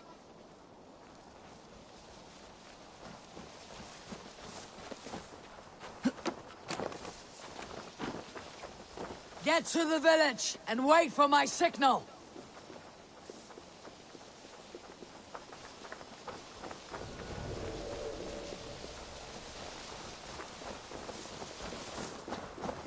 Let's smoke the rat out of his guard's house. Where you in us from?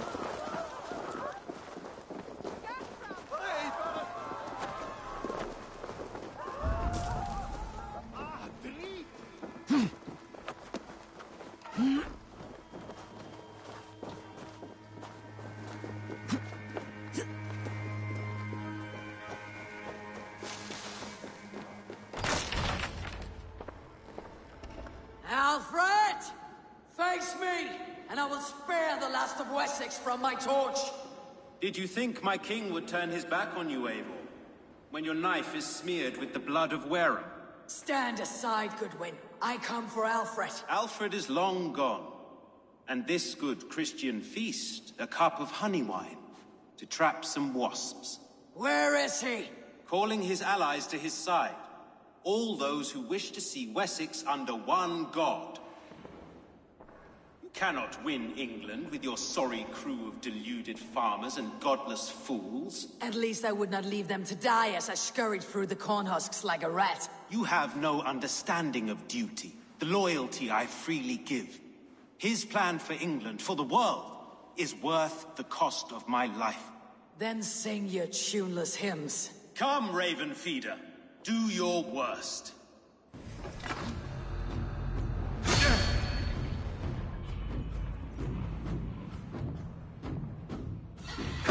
For all your boasts, warrior, I scratch at you like a cat.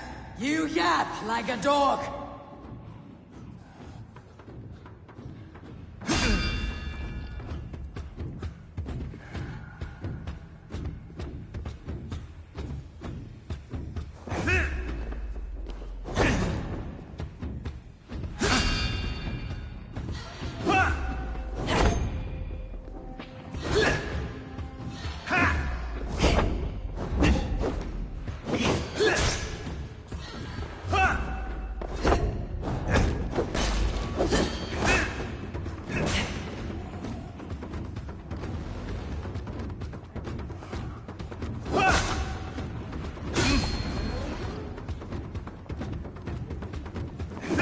We could have been allies, but now you'll fall by my sword. I will never bow to Alfred.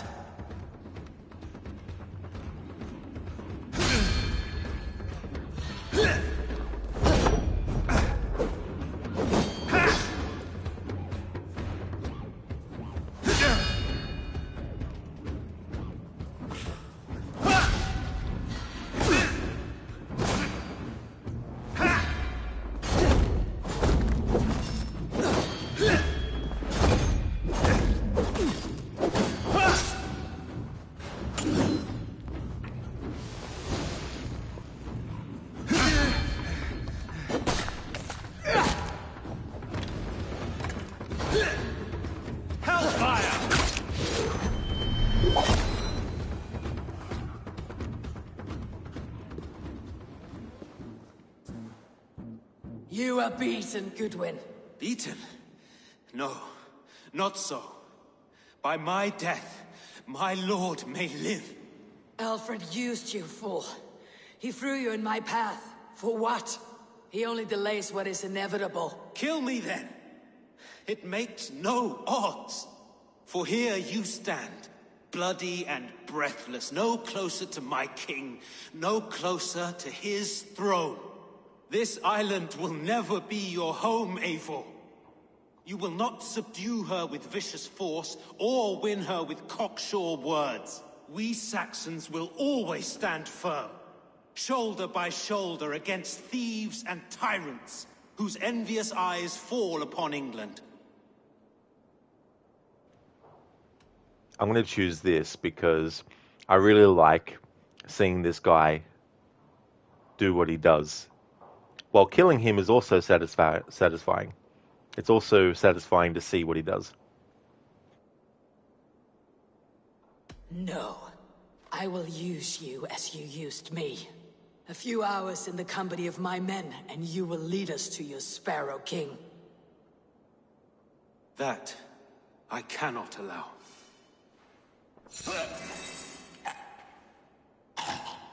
Oh no. Anyway.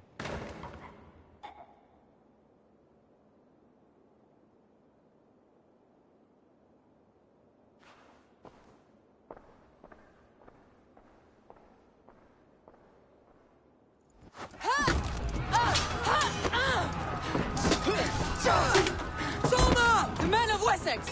They came from every house and hovel!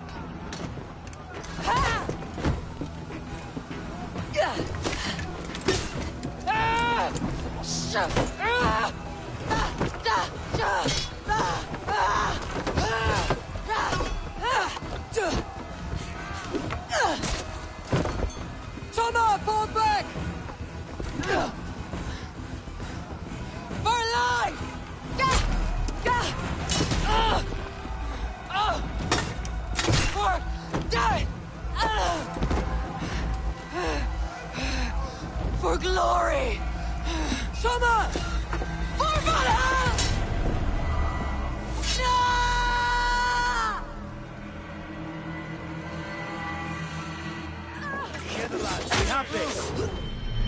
I'll have your guts out!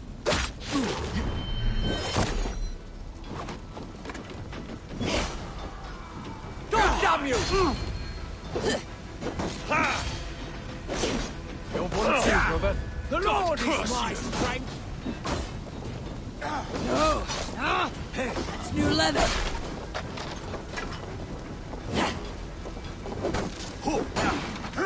No, you'll be the right busy!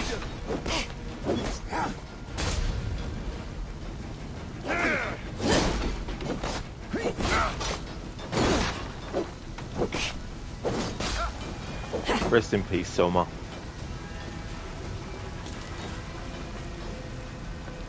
Are they? Hilarious death animation. Yeah. He's like, you'll never take me alive.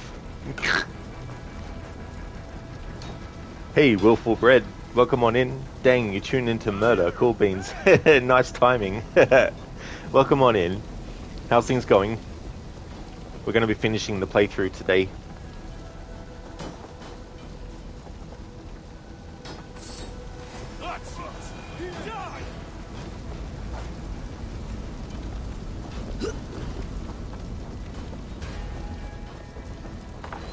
Guthrum, I need you fighting with the rest! These men will not surrender! And one little cockflogger barricaded himself behind that door there! I will find a way in!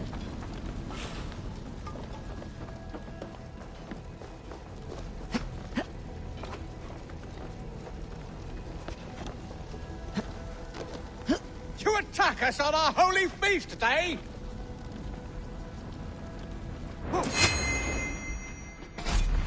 Hey!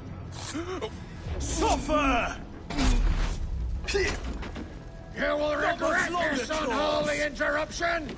Leave me be! I'm no threat to you!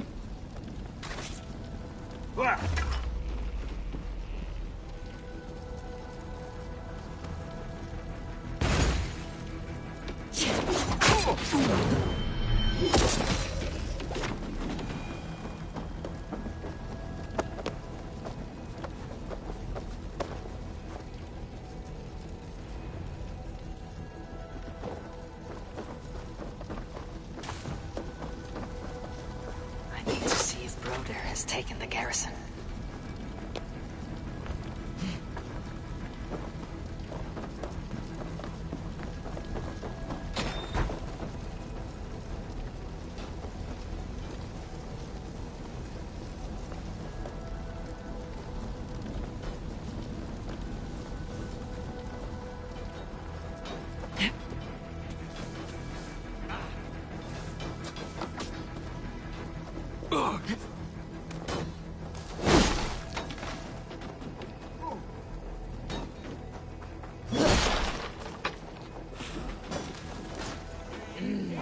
Thorlin.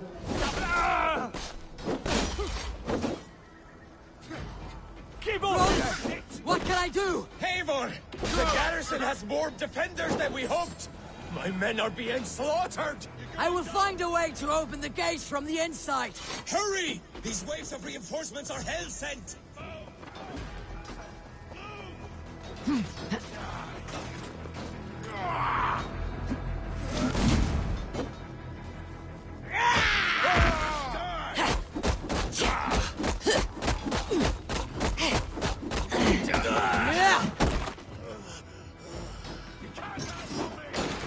With me! Watch for my lead!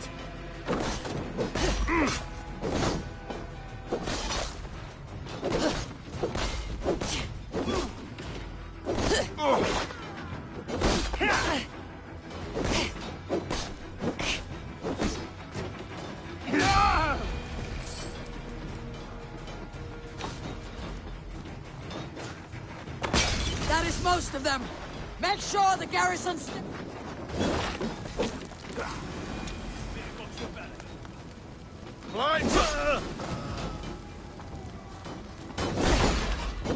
That is most of them! Make sure the garrison stays under our control! I need to help the others! God won't let us lose!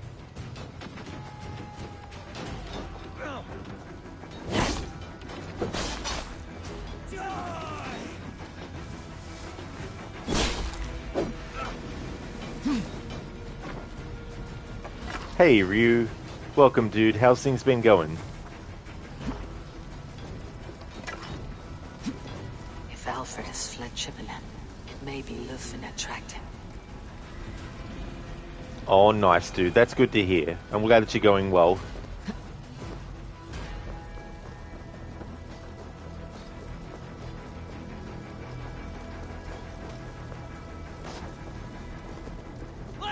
Did you see Alfred? No, but your Saxon boys were ambushed. One lays wounded. Hold these men back! I will find them! Go, Eivor! They will not better us! This is another sad death. Hunwald, come! Get up! This is no time for weep wailing. I cannot. And there is a blackness closing in around my eyes. It frightens me. Forgive me, Hunwald. I should have been quicker. No. No. You were my staunch protector, Ellerich. Eivor, have you seen graver wounds? I will carry him from the fray. To that farmhouse there. I will get you to safety, Hunwald. Stay calm. I may be all right. There is so little pain just now.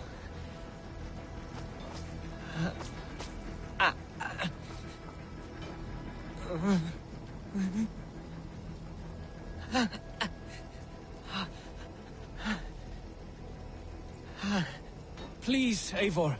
We must get into the farmhouse.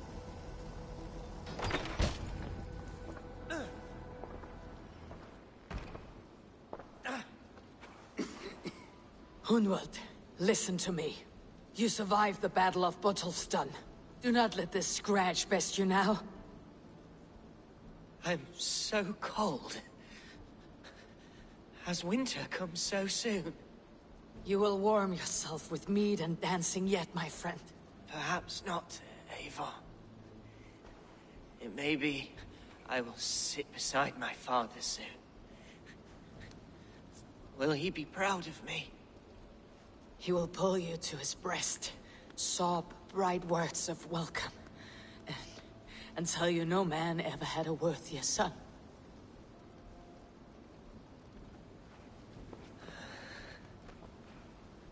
I am glad to have known you, Eivor. My truest.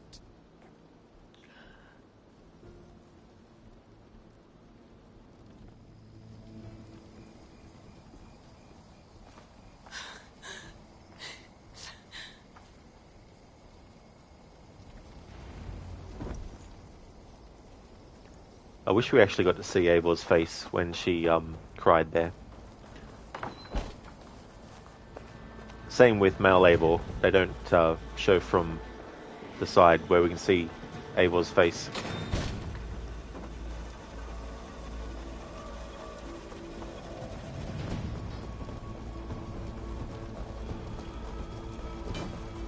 The game won't let you change the camera either in that moment.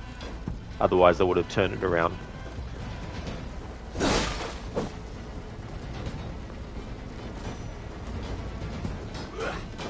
Weakened. Let us finish this! Patience! Look for the open! Finish them! I am Billy! You would know! You will not rout us, interlopers! Not on this Christ Mass! Watch my way!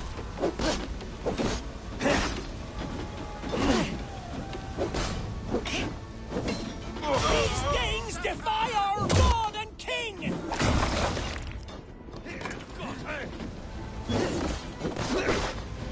Strike with all! You're mine! Stand true! God protects us on his day of feasts!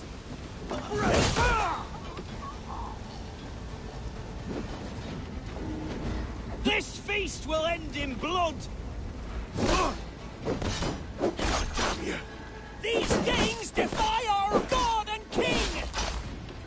The last of the Saxons are fleeing! The battle is won! That's it! They are fleeing!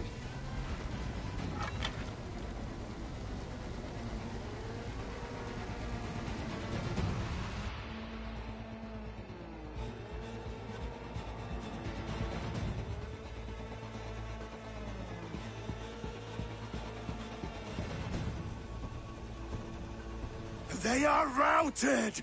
The city is ours! Wessex will follow! Guthrum Jarl, we're not without losses. Some of them grave. Their king is fled! His patsy struck down! Defeat rings loud in their ears, and I will be their lord before the spring is here! Guthrum, hear me. Soma is... she's gone. Soma? Dead?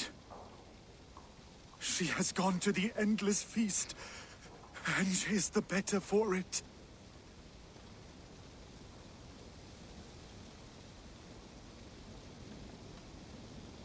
I must speak to those still living.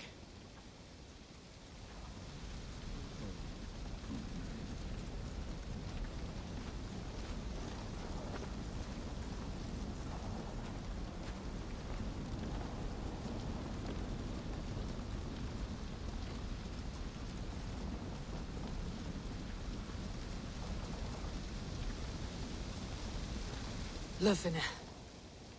Gods, I did not know. Is he... Hush. What good can words do, Eivor? Keep to silence. He is gone. For what days I was given to spend with you. For each breath that carried your sweet whispers. I give thanks. No more. Your fingers in my hair. No more your arms around my waist. The days will be cold hereafter. All color dimmed. Goodbye, my only. My heart ends with you. What is left will go on. Rest in peace, Hjor, Lufina's husband, and Soma and Hunwald.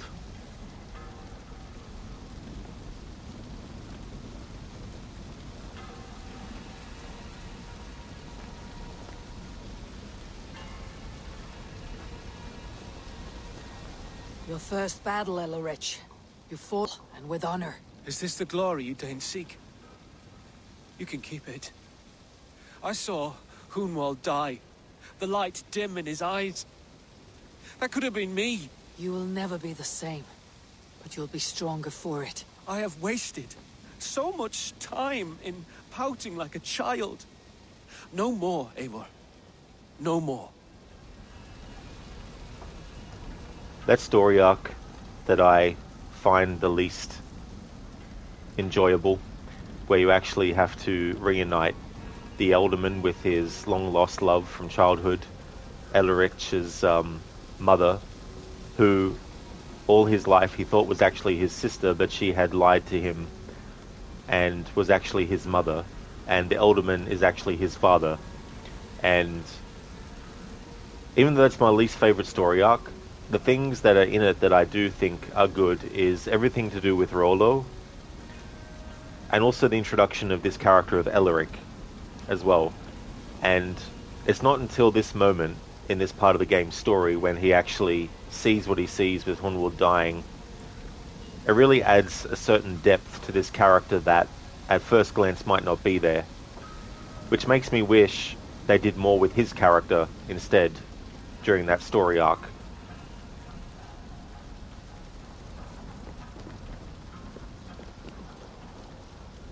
Ubisoft must really love that Cassandra hand style.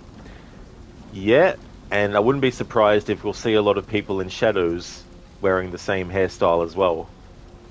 Because, you know, that's the only way in which braided hair can be worn. It has to be done in that style, and it has to be over the shoulder. Or passing the neck, I should say. Over the shoulder, passing the neck at the front.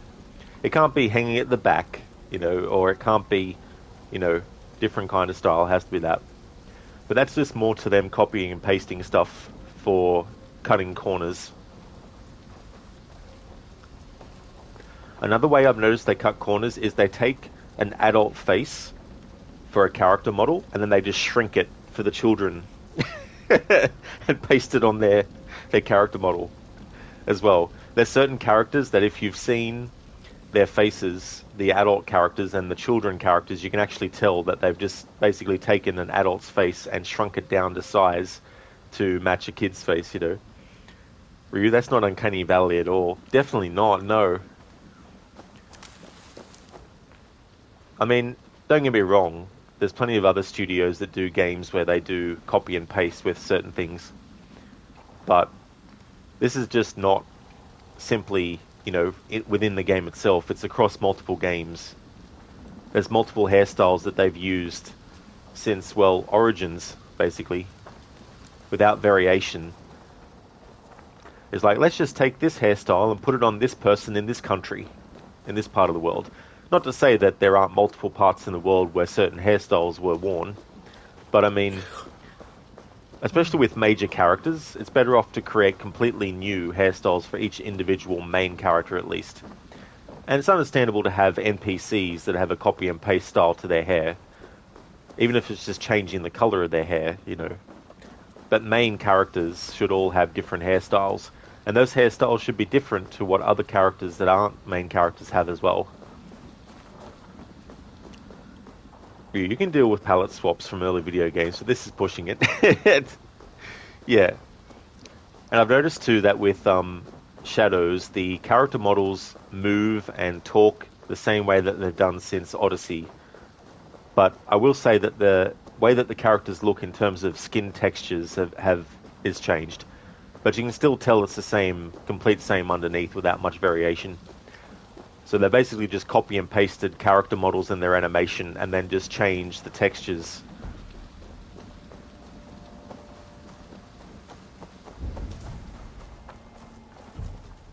It is done, Brodir. You fought well. I saw him, Eivor. In my darkest moment, Brodir stood beside me. And all was as it used to be. And then the battle ended. I feel him no longer. There will be other battles. Aye. And there you'll find me, Eivor. In amongst the blood and death. Brodir at my shoulder. Until the Valkyries claim me. You have given me more than I would ever have asked for. How will I repay it? Keep him in your thoughts. For when a man is mourned, his deeds cheered and his songs sung, he cannot die.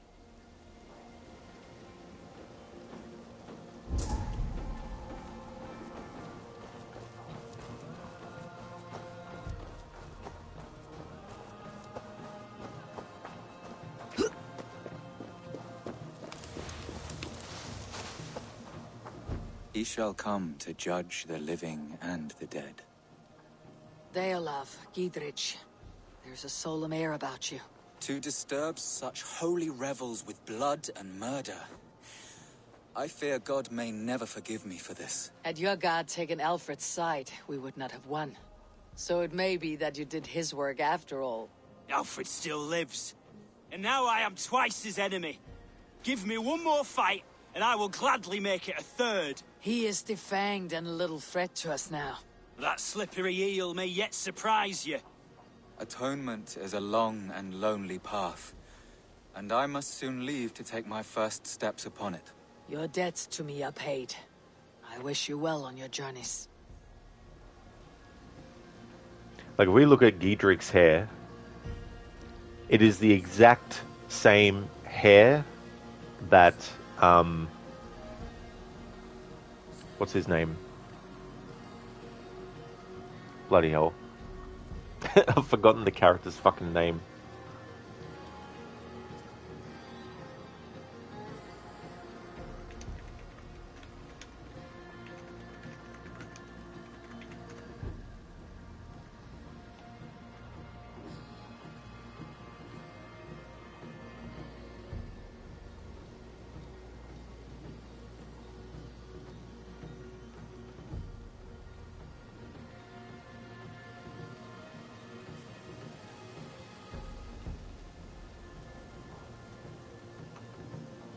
I hate when this happens, when I forget a character's name.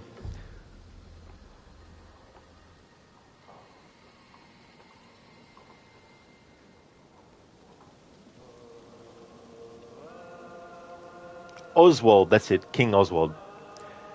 Giedrick has the exact same hairstyle that King Oswald has, except different color.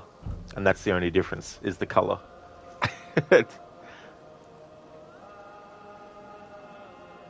I think Deolef's hairstyle is a variation of the hairstyle that Layla has, because of the way the back of his hair actually stands up.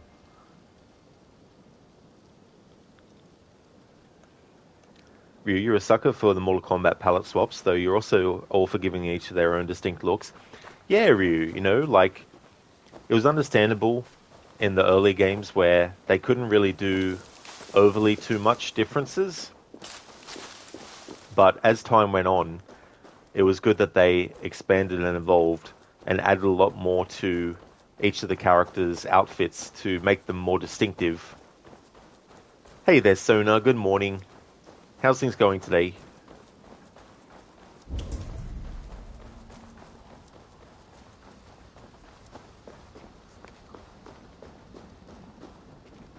Do you think there will come a day when winning will not be enough? Well, you can always fight with me if you want to taste crushing and loin-soiling defeat. My very presence would make that impossible. Enjoy this victory, Eivor, wherever it brings you. Only a coward thinks he'll live forever.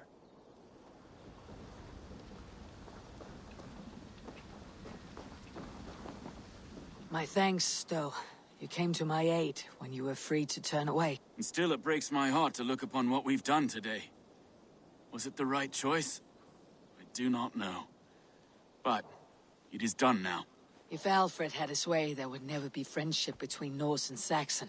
You fought for peace. Be proud of that. I wish I could. And in time, perhaps I will.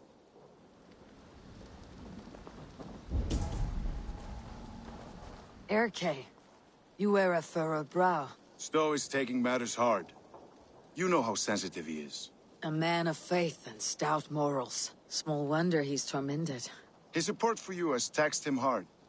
I will take him back to London. Maybe he will find some comfort there. You are his comfort, Erke. Not the city you watch. He is in good hands. Hey there, I'm here for money. Thank you for redeeming the leap of fail. I'll see if the game will let me save it. It will, good. I need to go to another save where I'm not as OP, so we can actually die from falling.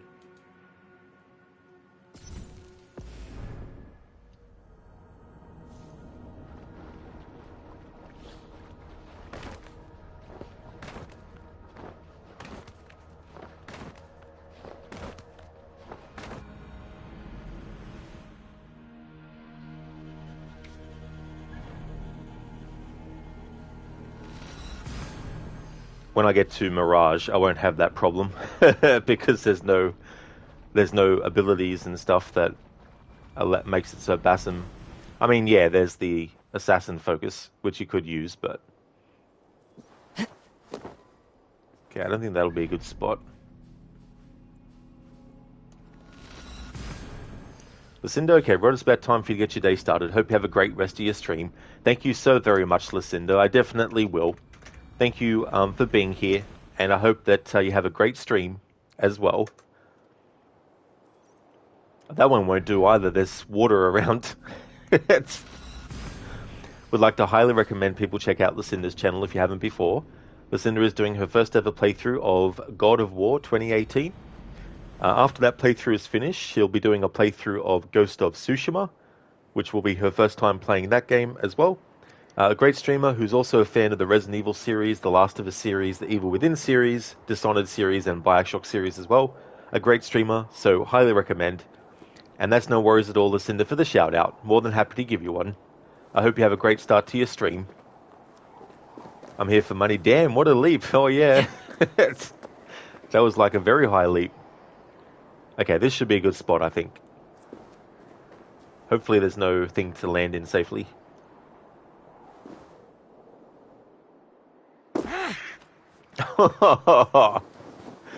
Come on, game.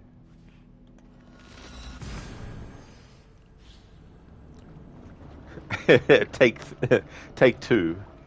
We'll try that again. I'm here for money. See if we can get it this time.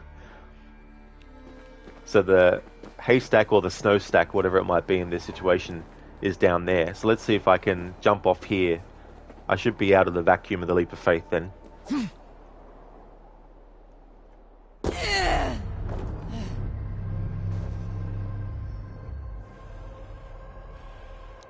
Wow, what a bounce. That bounce and that slide down. Thank you for redeeming that. I'm here for money. Thank you. Let's go indeed. That was a better direction to jump off from.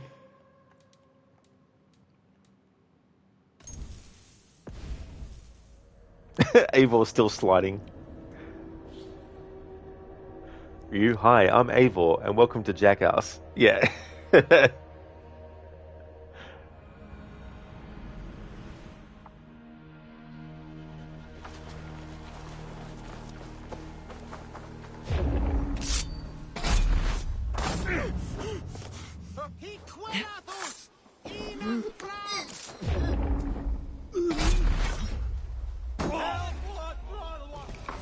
You're mine! God loves me!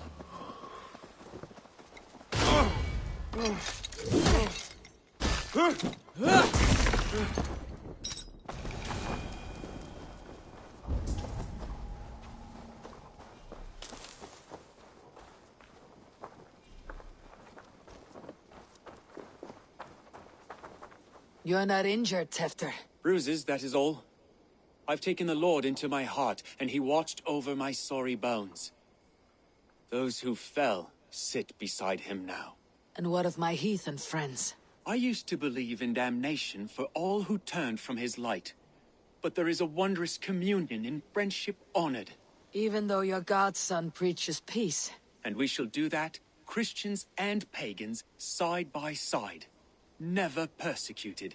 Your Christ would smile at that, I think. Your Freya would too.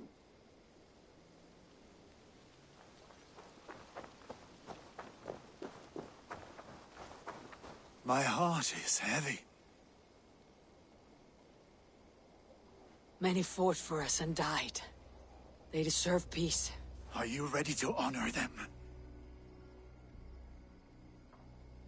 Now what's interesting is that this send-off that Eivor gives those who have died, the idea of Valhalla as being a real place that those who are worthy will go to. Eivor knows at this point in the story that that's not actually true, that there is no Valhalla, that what they seek in battle to be rewarded with afterwards doesn't actually exist.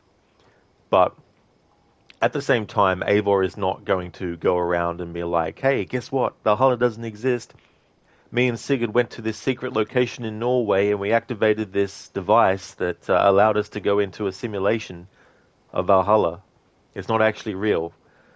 She still wants, and if you're playing as male Eivor, he still wants those other Norse and everyone else who believes in Valhalla to still hold to that, but she knows, and Eivor, if playing as Mel, knows that there's nothing that is there as well.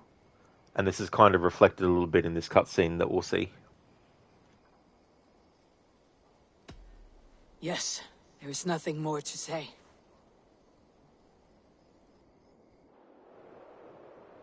Time to send our friends to their great reward. Will you do the honors? Nothing awaits them. They lived, they died.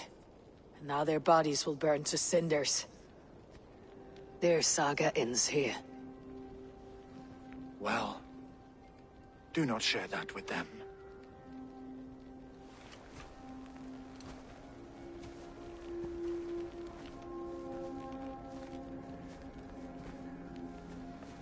Victory is ours. But it came at a great cost. Soma Jarlskona, who stood at Guthrum's right hand. She will live on in our memories, from now till the end of days.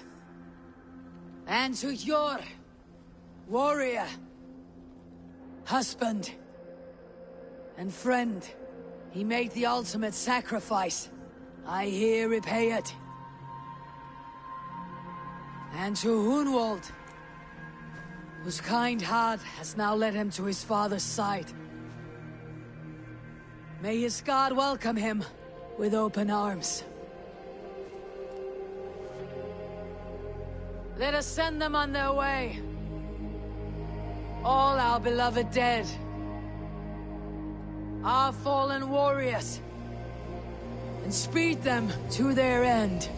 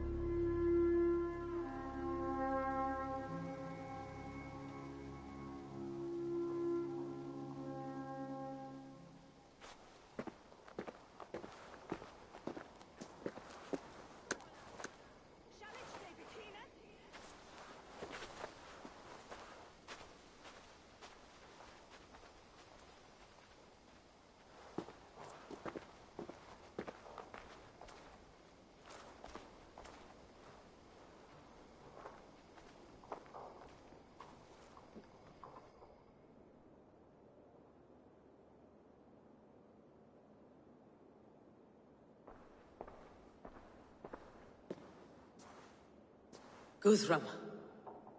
When the Reeve died, did he take comfort in knowing he would soon see his god? He was strangely peaceful in the end, as if death meant nothing. We stumble through our years, ravenous, grasping, spilling blood, stealing gold, and it is never enough. This life is never enough. Would it not soothe you to know there is something beyond all this? Not war and valor, but quiet and peace? I think the afterlife men hope for is only a reflection of their regret in this life. All I wish for now is to live among the friends I have made. That is what counts. Alfred made me swear fealty upon the cross of their god's son. He held such faith in it, a plain, unadorned thing. It burned between my fingers, as if I had pulled it from the fire. A feeling strange and powerful, but gone in an instant. I have not felt its like before. What will you do now? Whatever I must do. England is my final home, Eivor. And I will do what it takes to remain. I should return to Swanborough and tell her of Hunwald's fate. Better the news comes from me than a stranger. Dr. Darling, you can imagine Eivor singing. That'd be funny if he got really drunk, if she would sing.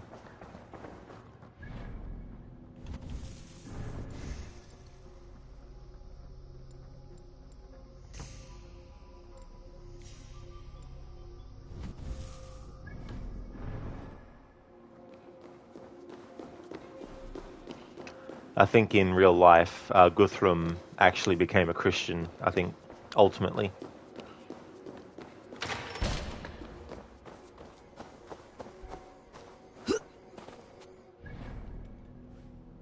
Okay.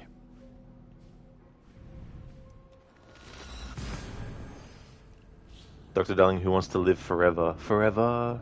It's a great song, that one. From a great movie. Or at least it was used in that movie. I don't know if it was also a song that because they did quite a few songs specifically for the movie Highlander, but I don't know if some of those that were in the movie were also just ones that they had composed and made, irrespective of it being used for the movie. But I do know that a lot of their songs in that movie were actually done for the movie, specifically. Where did the others go? Who Wants to Live Forever would definitely be it, because of the whole movie being about immortals and about Connor MacLeod and the fact that, well, I mean, he has multiple loves and stuff, but his first love, his first wife, who died, she died when she was an old woman, even though they got married when they were both the same age. But, of course, Connor becomes immortal, so he stays that way for the rest of his life, whereas she ages beyond. And for over 100 years after her death, every year on her birthday, he still lights a candle to remember her by. Do you hear that? Thor's testicles. What is happening over there?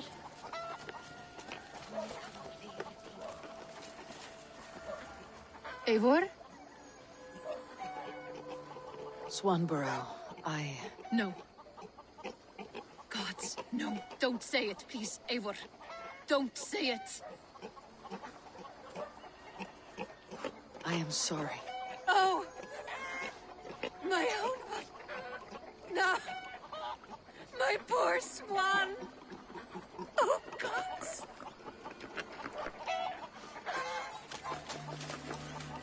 I know words are a poor salve for a wounded heart. I'll leave you to mourn, and know that we're here for you, always, should you need us.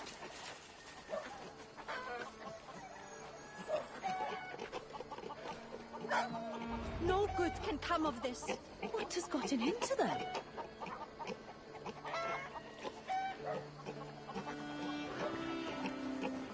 Dr. Darling, you didn't know it was used in the movie too? Yeah, movie used in the movie Highlander. Guthrum turned to Christianity and changed his name to Athelstan. Ah, Athelstan.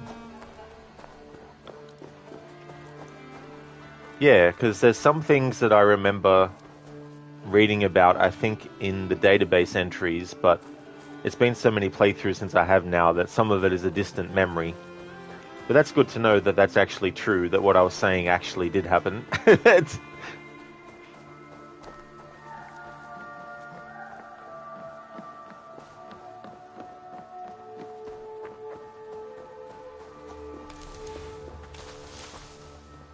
Eivor, there you are. I have something for you. A message. Quite strange. Sorry, Hytham. I'll be back.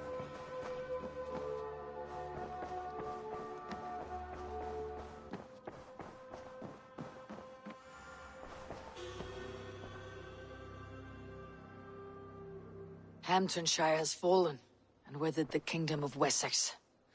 But the cost was great. Maybe too great for all we gained. Rest then. You have earned it. On the backs of so many. Time will tell if it was worth it.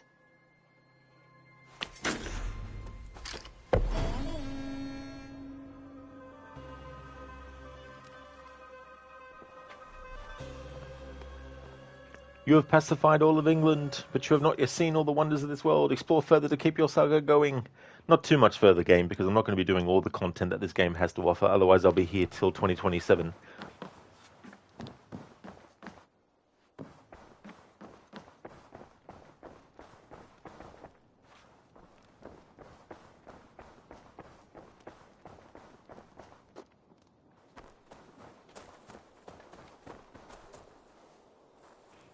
Yeah, but imagine if I was wrong and he turned to Buddhism.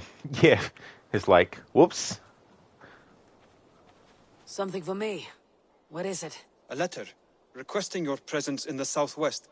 A village called Athelney. Nothing strange about a summons for me, is there?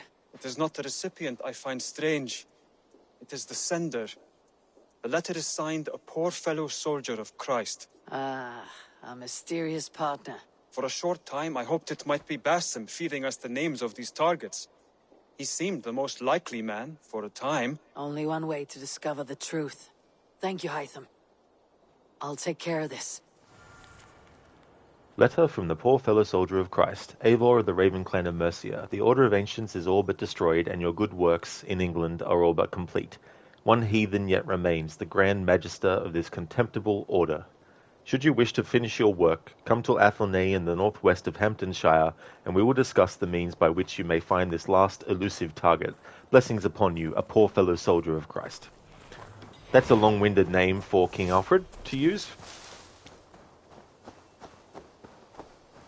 If he was using that as a password, it'd be like, look, you need to use uppercase and lowercase, you need to use numbers, and you need to use quotations or question marks or some other kind of thing. And you also have to add up 55,000 million plus 672,859 million plus 5,869,70,800 before we'll accept your password.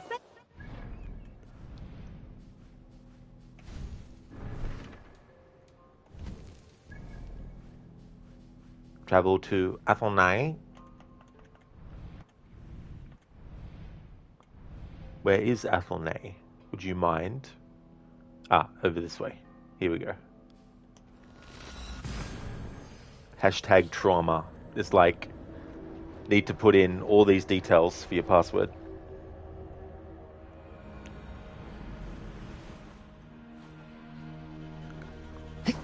Hamptonshire.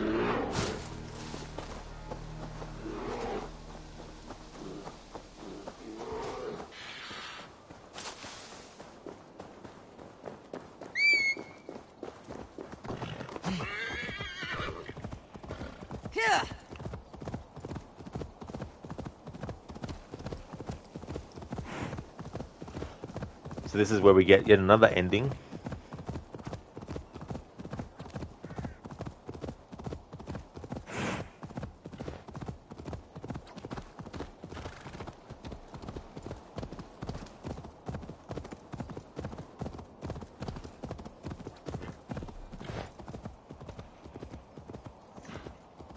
You burned the cakes, young man.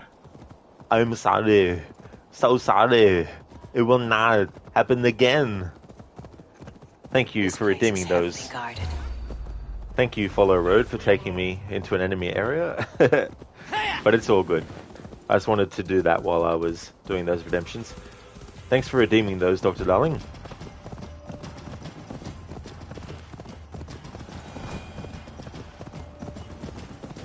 Ba-da-da-dum, bum, ba-da-da-da-da-dum, ba-da-da-dum, bum, bum, ba-da-da-dum, ba-da-da-dum, bum.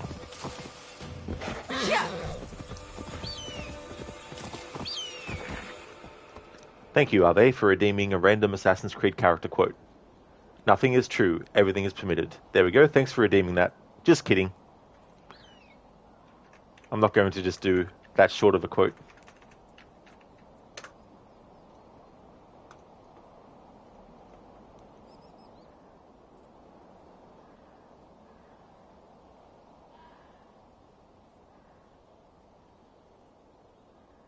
I want to see the Alliance map. There we go. There's a quote. Just kidding.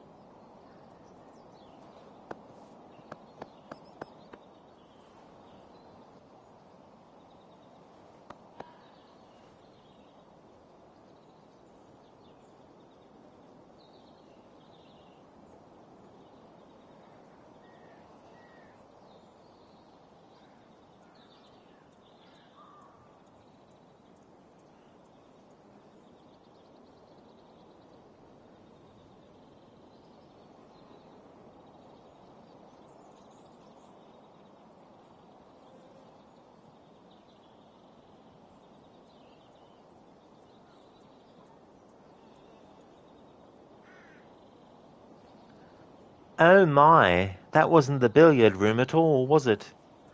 We're pursuing an interloper, Mademoiselle de la Serre. Have you seen him? No, I shouldn't think they can climb stairs, not with those little hooves. And how did they get out of the royal menagerie? Not an antelope, an interloper, a suspicious person. Have you seen anyone like that? Oh, there was Madame de Polignac. Her hair has a bird in it. I think she stole it from the royal menagerie. Please move aside so we may check this room, mademoiselle. You'll only find me, I'm afraid. I've been searching for the billiard room for almost an hour. We can show you there, mademoiselle, and we'll lock the door to prevent any further misunderstandings. This way, mademoiselle. Oh, merci, monsieur. If I had 1/10 her wit. There we go, that's from Assassin's Creed Unity. That's what happens at the start of the game when you're infiltrating, basically, Elisa's initiation ceremony. Arno doesn't know this at the time.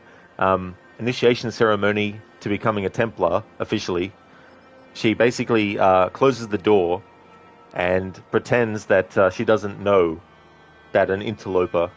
So it's quite funny dialogue. But if you don't actually stay near the door and you just keep on going, you'll miss that whole dialogue completely. It's one of my favorite exchanges in that game. So there we go. Thank you for redeeming that, Ave.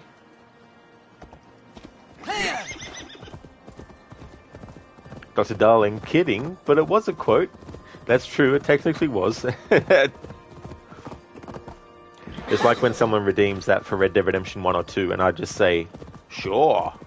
Because that's something that Arthur Morgan says a lot. But it's too short of a thing to count as a proper redemption of that type of thing.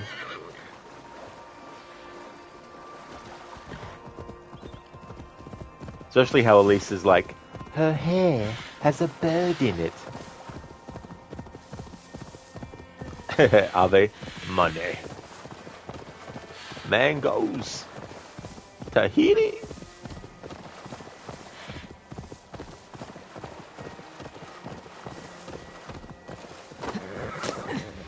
Do you know soul cakes? This woman's voice.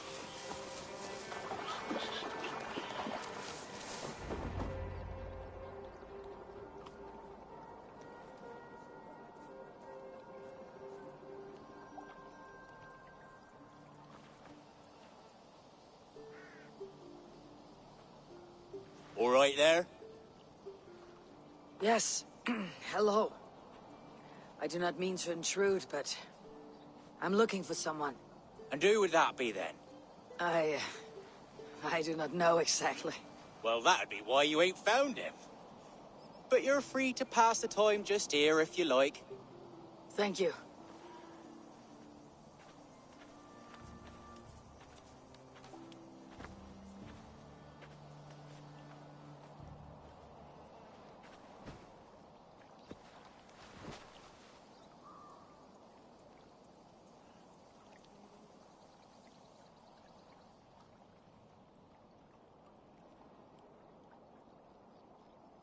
These are soul cakes, love. Do you know soul cakes? I do. I enjoy them. They're small things, size of a lumpy fist, so they'll bake fast. Keep your eyes sharp. And the butter, do I baste them? No need, love. We'll leave the butter for meal time. I look forward to it. Right then. I'll leave you to this. If you need me, I'll be doing the washing up next door. Quite a step down from your former work, Lord. As their guest, I volunteer to help with the daily chores. They offer me a bed. I tend the cakes. Do they not feel strange giving orders to their king? Or do they know? That knowledge would benefit no one. I read your message. You went through a great deal of trouble to obscure yourself as this poor soldier of Christ. As I remember, you even sent yourself one of these letters in Winchester. A clever touch. The Order wanted me dead. I had to be careful. You said you knew nothing about the Order then. Pled ignorance. But you knew everything. Their names, their schemes. Would you join me for a walk? You look well, Eivor. I am. The wars have ended, and my settlement thrives. The wars have not ended. You have simply stopped fighting. But men are brewing plots in mead halls and bedrooms. You will see. And how are you, Alfred? Getting used to the idea of being unremarkable. I am well. Better than I expected. In this exile, I have found a somewhat nourishing peace. Each morning, I am awakened by the sun and growling cormorants. I bathe in the chilly water of the marsh. I eat from shrubs and drink from buckets. It is a good life. Simple. Blessed. I've never been so far west. I find it quite peaceful here. Calming. I've traveled a long way to hear one name, Alfred. Who is the Order's Grand Magister? Tell your shadowy friends that England is swept clean. Your work is done. You? Grand Magister was not a title I desired. It passed to me on the death of my brother. From my father before him. Defilers of God's majesty and grandeur. I was their master, and I loathed them. With Goodwin, I set a plan in motion to destroy the Order from within. But my troubles with the Danes delayed that plan. But your trouble with this Dane is what led to their demise. You are Norse, are you not? You have a good ear. I owe you my thanks, Eivor. For that, I give you this. The key to my study. That you may better understand the good you have done. With the Order all but destroyed, you have made room for a greater idea. One to take its place. A universal divine order, inspired by God for the betterment of man. With a poor fellow soldier at its head. You have saved England, whether or not that was your intent. Now let England save you. England is no more, Lord. You're the last of her kings, and yet you have no kingdom. Look around you. God's works are wondrous. They cannot be ignored, nor resisted. In time, all those who accept God will flourish, and all those who defy him will fall away. Should you remain in England, you too will one day be her subject. Oh, bloody crumbs! The cakes are burned. Where is that man? Young man, where have you gone? Damn. That may have earned me a night of washing linens. I do not know if we shall meet again, Eivor. God willing we will. As one lord to another, perhaps. I'm coming, my lady. I'm here.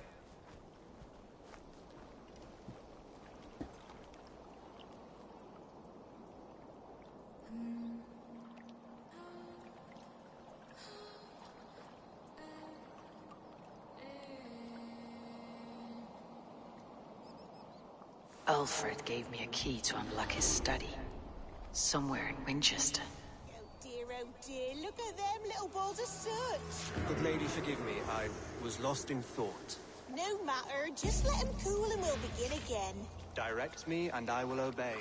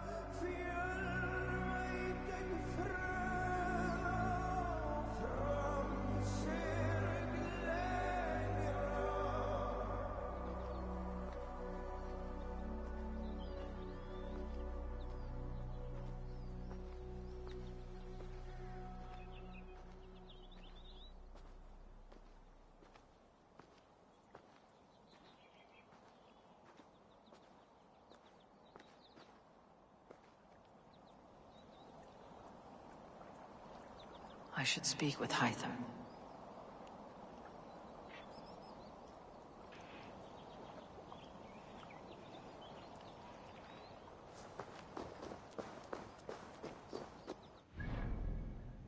First, we're going to go to unlock the location that we have the key for now. Sage, is that no way the father of understanding? Okay, let's be real. Alfred taking out the auditory brand has to be the top three big brain plays of all time in the AC series, specifically on how Alfred did it without damaging his image, plus keeping his hands clean. So the whole Father of Understanding is something that the Order of the Ancients actually began, and there was a time early on where the Templars did not believe that anything other than God had created humanity.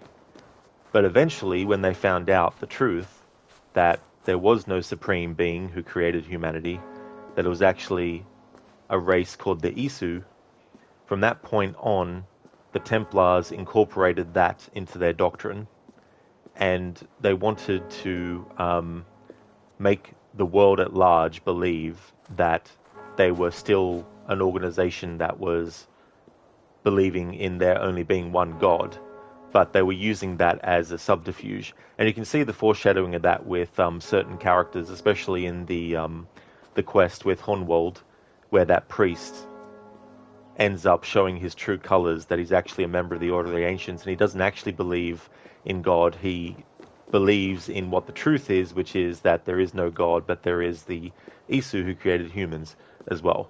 And then he throws away the rosary that he had to show that he's just been using that as a cover for him. So the Father of Understanding is referring to something that the Isu, related to the Isu, that the Order of the Ancients first worshipped, and at first the Templars were against it, but then they decided to actually incorporate it. Now when that actually happened, who knows, but essentially that's kind of a little bit of what was going on.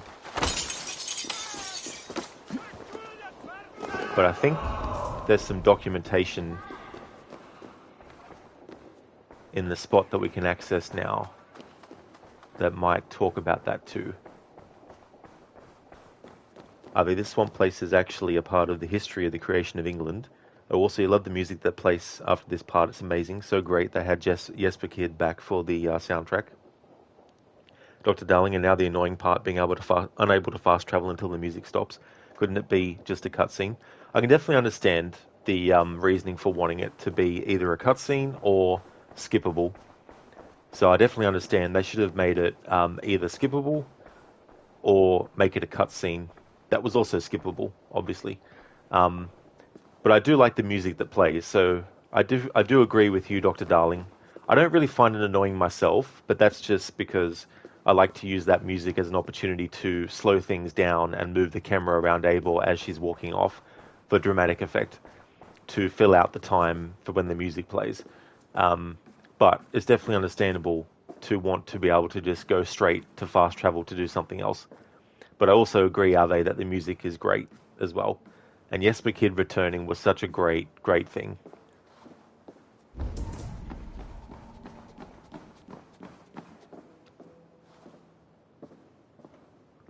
Sage, all of this just for Basim to spit on our grave, laughing my ass off. Exactly, Sage.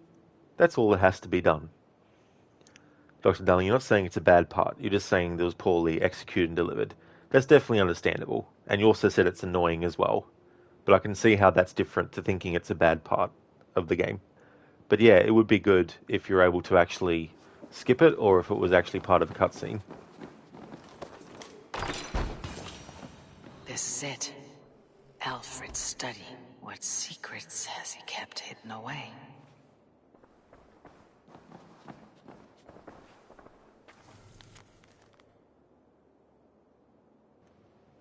Alcuin's letter to Charlemagne. Holy David, an urgent word from your Flaccus.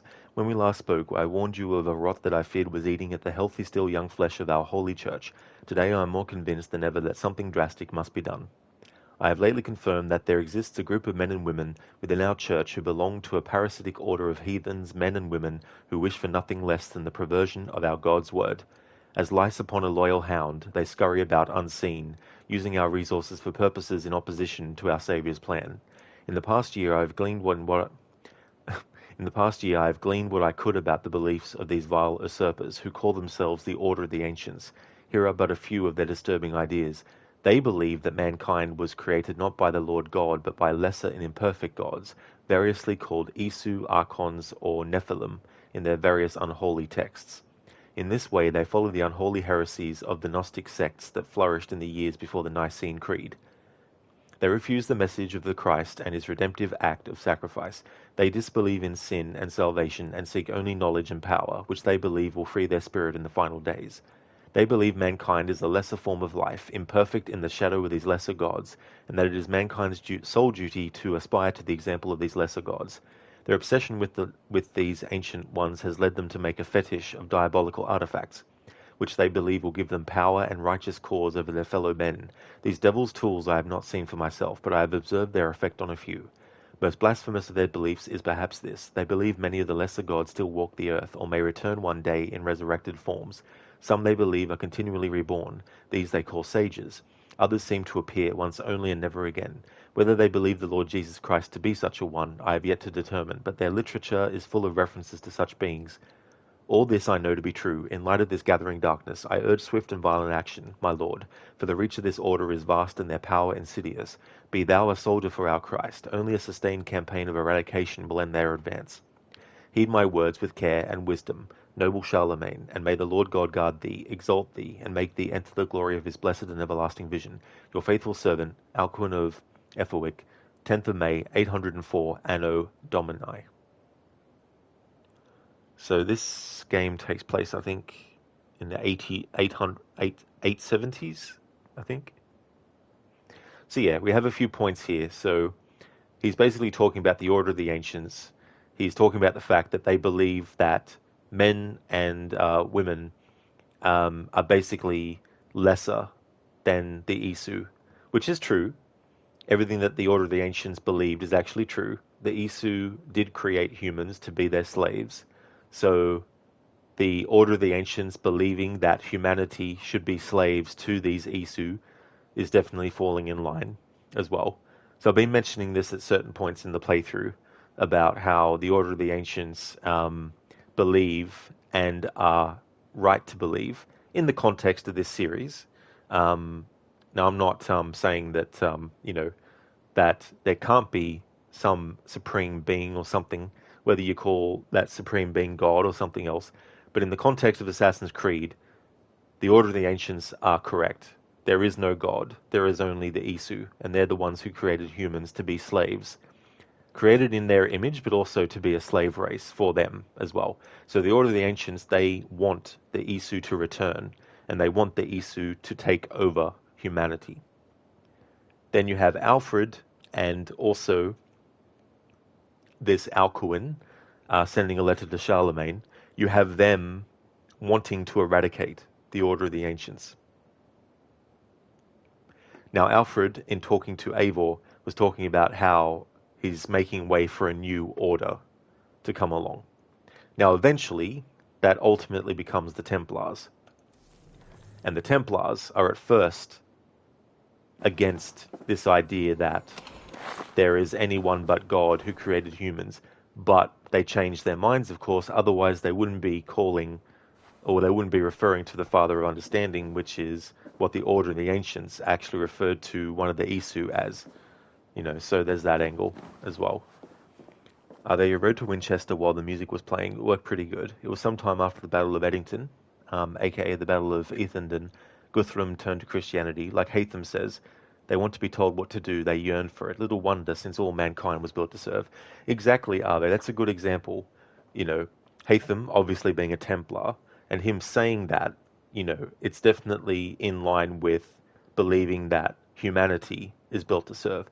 But where the Templars differ, of course, is while they eventually come to believe and know that the Isu created humans, they also want to make sure that they are still in control.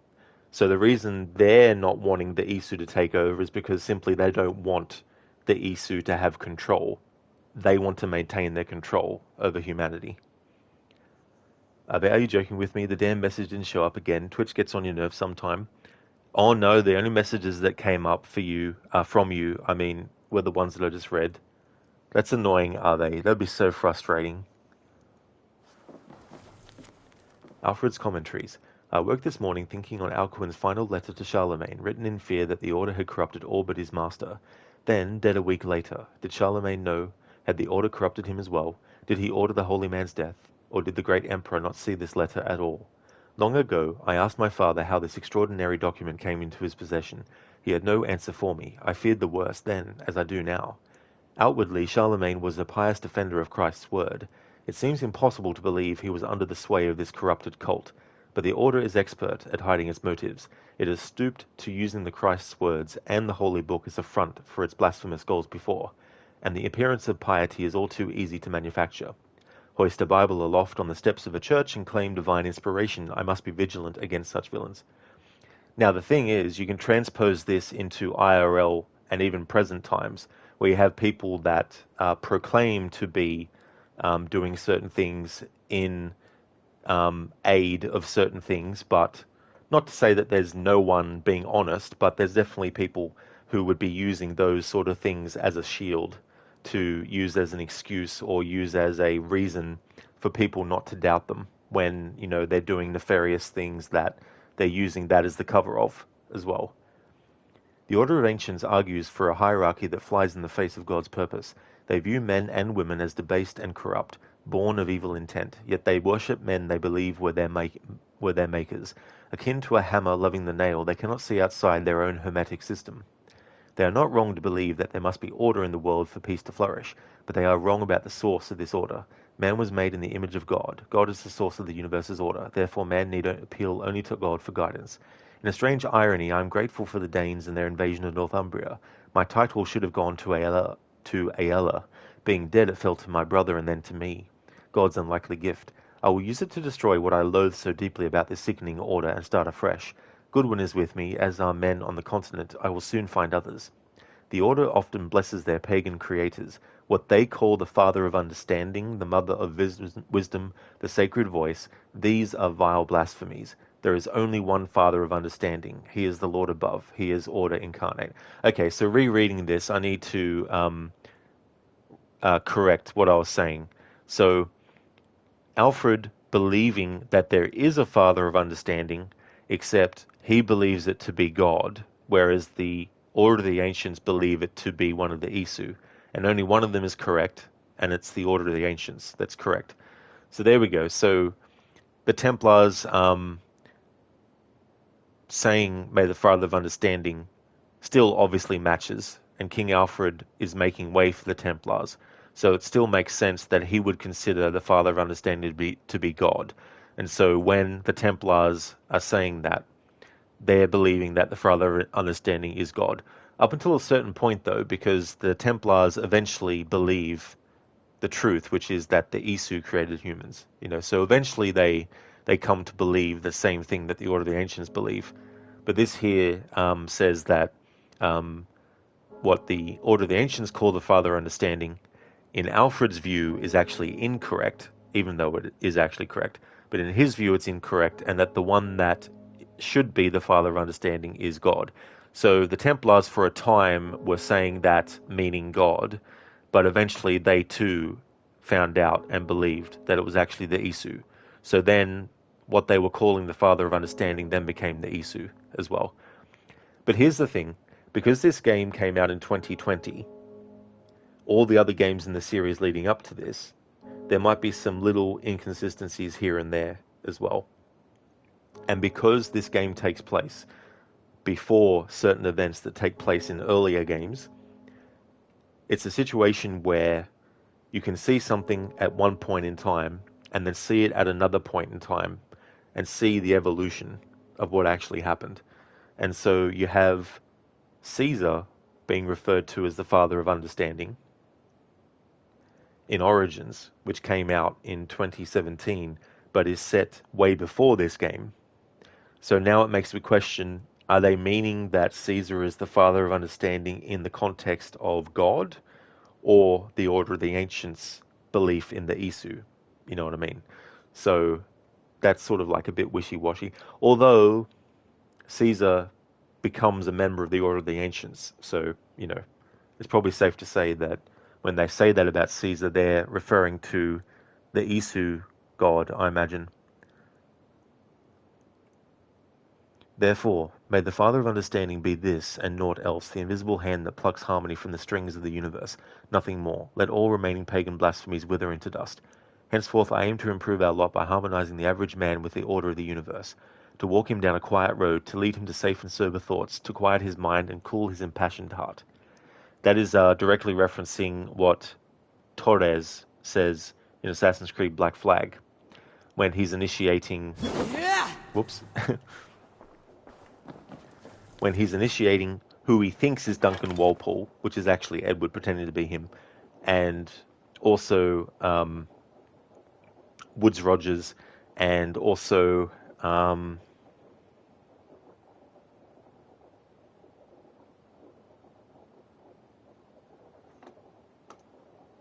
what's his fucking name? Jesus Christ.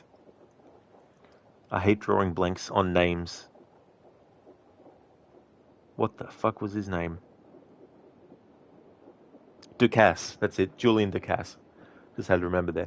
So Julian Ducasse and Woodes Rogers, who are who they say they are, and Edward Kenway pretending to be someone he's not, Duncan Walpole, when they are being inducted officially as Templars and being given rings, this is what Torres says to each one as he hands them each ring.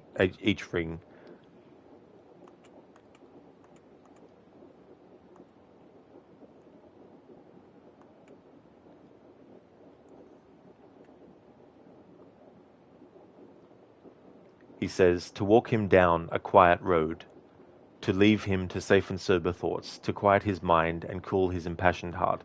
So it's not word for word the same thing that gets said, but this is referencing that. But it's also showing that what Torres says later in the timeline is taken from this somehow. But I don't think Torres actually found this letter, for example, but anyway. Be he God-fearing or godless, this new order will encompass all and seek to improve man by aligning his needs with the ebb and flow of nature itself. This is my hope. This is my vow. Amen. Are they? Athelney is an island in Somerset, England. King Alfred the Great retreated there in 878 AD after a Viking invasion overran much of his kingdom, while at Athelney, Alfred regrouped and planned his counterattack. He built a fort, gathered support from local fighters, and conducted guerrilla warfare. This culminated in the decisive Battle of Edington, where Alfred defeated the Vikings. Following his victory, Alfred negotiated the Treaty of Wedmore, establishing terms for the Viking settlement and solidifying his rule. It was some time after the Battle of Edington, aka the Battle of Ethandun, Guthrum turned to Christianity. All that was meant to connect to this swamp place. I gotcha, Ave, yeah. Yeah. That's good that it finally went through for you as well. And that is annoying that it sort of didn't let you do that before. But that's interesting. So after all that, he still actually wins, basically. But he also compromises and doesn't ask for, all of the Norse and Danes to leave the land. He just basically sets up like a term for them to keep their settlements and stuff like that. Thanks for sharing that, Ave. So I love the button mispressed during the explanation proves the real players behind the scenes. Yeah, I don't know why I pressed. I think I went to press something else, and I accidentally, with my forefinger, pressed the right trigger, or R2, as it is on the PS5. Well, I mean, it is on the PS1, PS2, PS3, and PS4, and PS5, but the AC law is confusing. It definitely can be, and that's why it's important to, if you're writing stories for this series, to actually research and do a bit of problem solving, because there's some things that you might read in one game and think, that is the ultimate explanation, but then there might be a game that comes out later, even though it's set earlier, that actually explains in more detail, something like that. Letter from Goodwin. King Alfred, your spies in Mercia report on a curious development. A faction of Norse recently joined the brothers Ivar and Ubar in a decisive assault on Tamworth, deposing King Burgred and installing a foolish king's thane called Ceolwulf in his stead. In following these Norse back to their settlement, your men discovered the presence of a hidden one among the pagans. Among the pagans who calls himself Hytham. He seems in rather good graces with the two chieftains of this clan, Sigurd Styrbjornsson and Eivor Varensdottir. As yet his motives remain unclear, but it may be we can put him to use of our own. Our poor fellow soldier of Christ has already sent word of the Order's activities to the luminaries of England's major cities. It may be a well-timed letter to Hytham and his companions will speed along our plans considerably. Your faithful servant, Reeve Goodwin. There we go. So that confirms that ever since they settled in England, with their interactions with Ivar and Uber, and then they obviously traced them back to Ravensthorpe. Had eyes on them all along. Okay, so that explains a little bit of the Order of the Ancients and how Alfred views them and what he views should be the case and what ends up being what the Templars are about. That is correct, Arbe. AC Law 1-3 is comfy. Sifting through all the things is definitely, a task in and of itself. But then there's comic books, and then there's novels, and all this kind of stuff. It just becomes such an overwhelming thing to keep track of. That's why, even though there are some things that I can recall, and also reference, and paraphrase and rephrase and correlate and all that kind of stuff, there's still undoubtedly human error, so there's definitely some gaps that are probably not filling in as well. But when there's so many games in the series, it can be hard to keep track of all this kind of stuff unless you are keeping track of it and studying the documentation of all the events in the series and all that kind of stuff. After that shit went downhill and got far too confusing. Comic books shouldn't be canon, novels fine. People do not think they should have an overall importance to the games. Yeah, I was actually saying in my previous stream to this one that there should have been rules set in place for people coming up with stories for the games using characters from comics and vice versa. And the rule should have been this. If you were writing the story for a comic book and you wanted to use a character that was in the games, you're not allowed to kill them off. That should have been a rule. You can't kill those characters off. You can introduce new characters that those characters know and care for and kill those characters off. But don't kill off characters that were in the games that you've brought into the comics. And vice versa, if there's a video game where you're adapting or bringing in a character from the comics, there should have been a rule that you can't kill that character. You can introduce characters in the games that interact with those characters from the comics, and you can kill those characters in the games, but you can't kill the comic book characters. That should have been something that was like one of the rules of adapting or doing a story in one form of media and then in another as well, so that everything you can keep track of it and stuff. Sage, you wonder how many people, if given a blank map of Valhalla, could correctly name each region. You got 60 hours and probably could get 1 to 2 right out of the 10 to 15 there are. Yes, Sage, that'd be something that I couldn't do, because I'm not very good at remembering locations of things and positioning on a map where they actually are as well. But I wonder how large this map in the game is compared to how an actual map would be in comparison, especially when you compare it to the actual place that's in each map. Okay, so we return to Ravensthorpe. Okay, so I said that I might do the Cuckoo quest with Roshan, but I wasn't 100% saying that I was going to do it. I was going to wait until I did what I needed to do and then figure out if I wanted to do that content. And I've decided not to, because after this is done, I'm going to end the stream. What are the 3 best endings in this franchise and the 3 worst endings, in my opinion? Well, Revelations is probably one of the best endings in this game. I would say AC2, simply because it was such a mind-blowing ending back when the game first came out.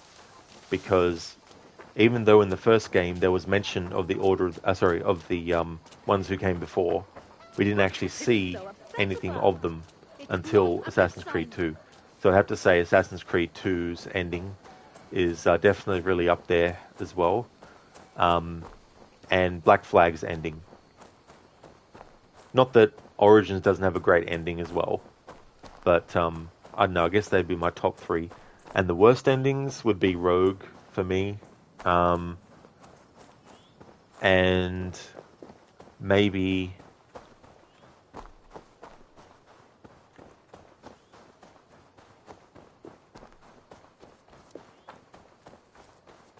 Odyssey in a way, but Odyssey's hard because it's not really an Assassin's Creed game, really. But I'll just say Odyssey so I can have 2. But the third least, or the third worst ending,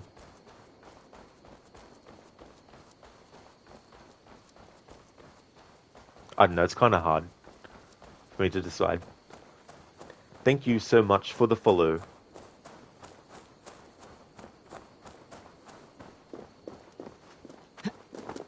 Thank you for the follow, Jenef or Desmond. The blank map could be confusing because you might have a problem differentiating Northumbria and the southern parts of Scotland. Oh, I see.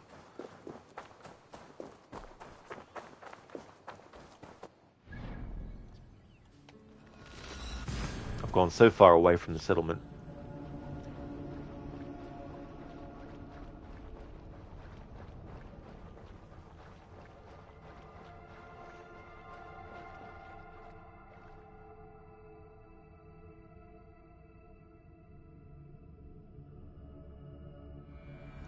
The best for you is 1 Revelations, 2 Black Flag, 3 Brotherhood. The worst for you is 1 Odyssey, 2 Valhalla, and 3 Syndicate.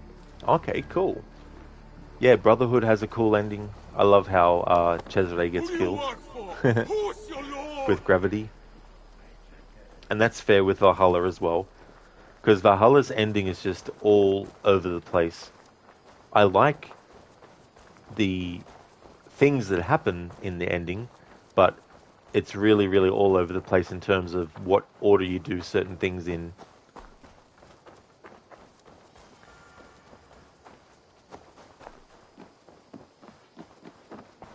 Greetings. Here you are, Hytham. The last of the Order Sigils. You'll find King Alfred's among them. King Alfred? Did our poor fellow soldier lead you to his hiding place? He did, for they were one and the same. Our poor fellow soldier of Christ was the Grand Magister of the Order of the Ancients. He turned on his own order. Fascinating. Not turned so much as trampled.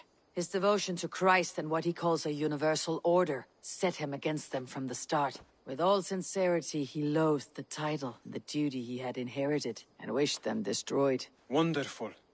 With his abdication, the last stronghold of the Order has been dismantled. All that remain are scraps here and there. And you, Eivor. Now that you have seen our enemy and you understand our cause, I wonder if you would join us. Become a hidden one. Was this your ultimate goal, Hytham? A trial by fire? It is a kind offer, but I do not believe we fight for quite the same cause. Your creed demands that you keep your triumphs hidden. I prefer my glory to be in plain view for all to see. If I taught you our creed, if you spent time with it, it could open your mind to another view. Another view is always welcome, but to live without celebrating one's glory and honor and achievements is not a life for me. But know this, I would give my life in a moment for those I love, and who love me in return. All here, including you, my friend. I understand you well, Eivor. Very well indeed. I have to go. Then go in peace. Just for the meme of it. Tell me about what you do here. When you eliminate any member of the Order of Ancients, bring their medallion to me. It will help to keep a tally of how many still live. I have to go. Then go in peace.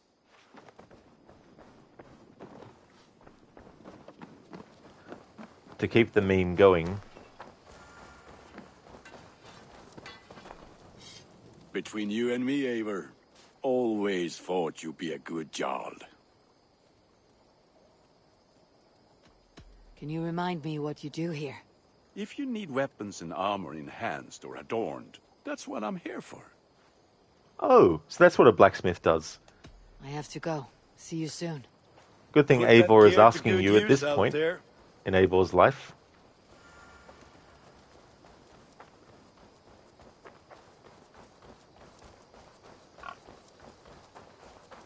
I wonder what this tattoo and hairstylist artist does. Hello.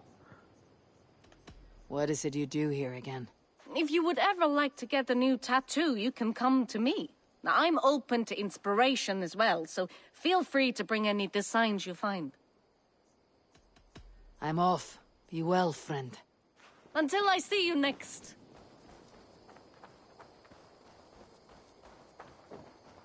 Hello, dude. We only seemingly see in probably the cutscene before we leave Norway, and also when Eivor comes back and is now Jarl, or Jarl Skona. Because I don't remember that dude being in any other main story stuff.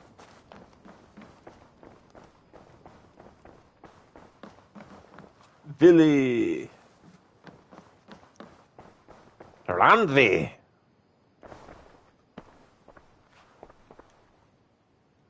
I want to see the Alliance map.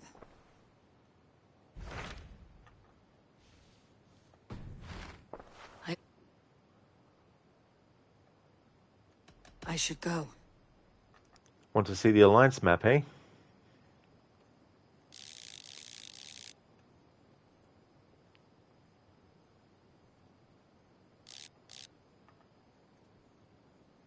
Alright. As I end this stream and do my intro, my outro stuff, I'm going to have one final Alliance map look. And this one's free, without having anyone having to use any points. Not that anyone could if I still wanted, because I've got the channel point redeem set, so it's only redeemable once per stream. But since this is the end of the playthrough, I'm going to leave it on the Alliance map to finish with. We're going to go and raid out to Shillerlock, who's playing through Assassin's Creed Mirage. But first, want to respond to chat, do some shoutouts, and then set up the raid.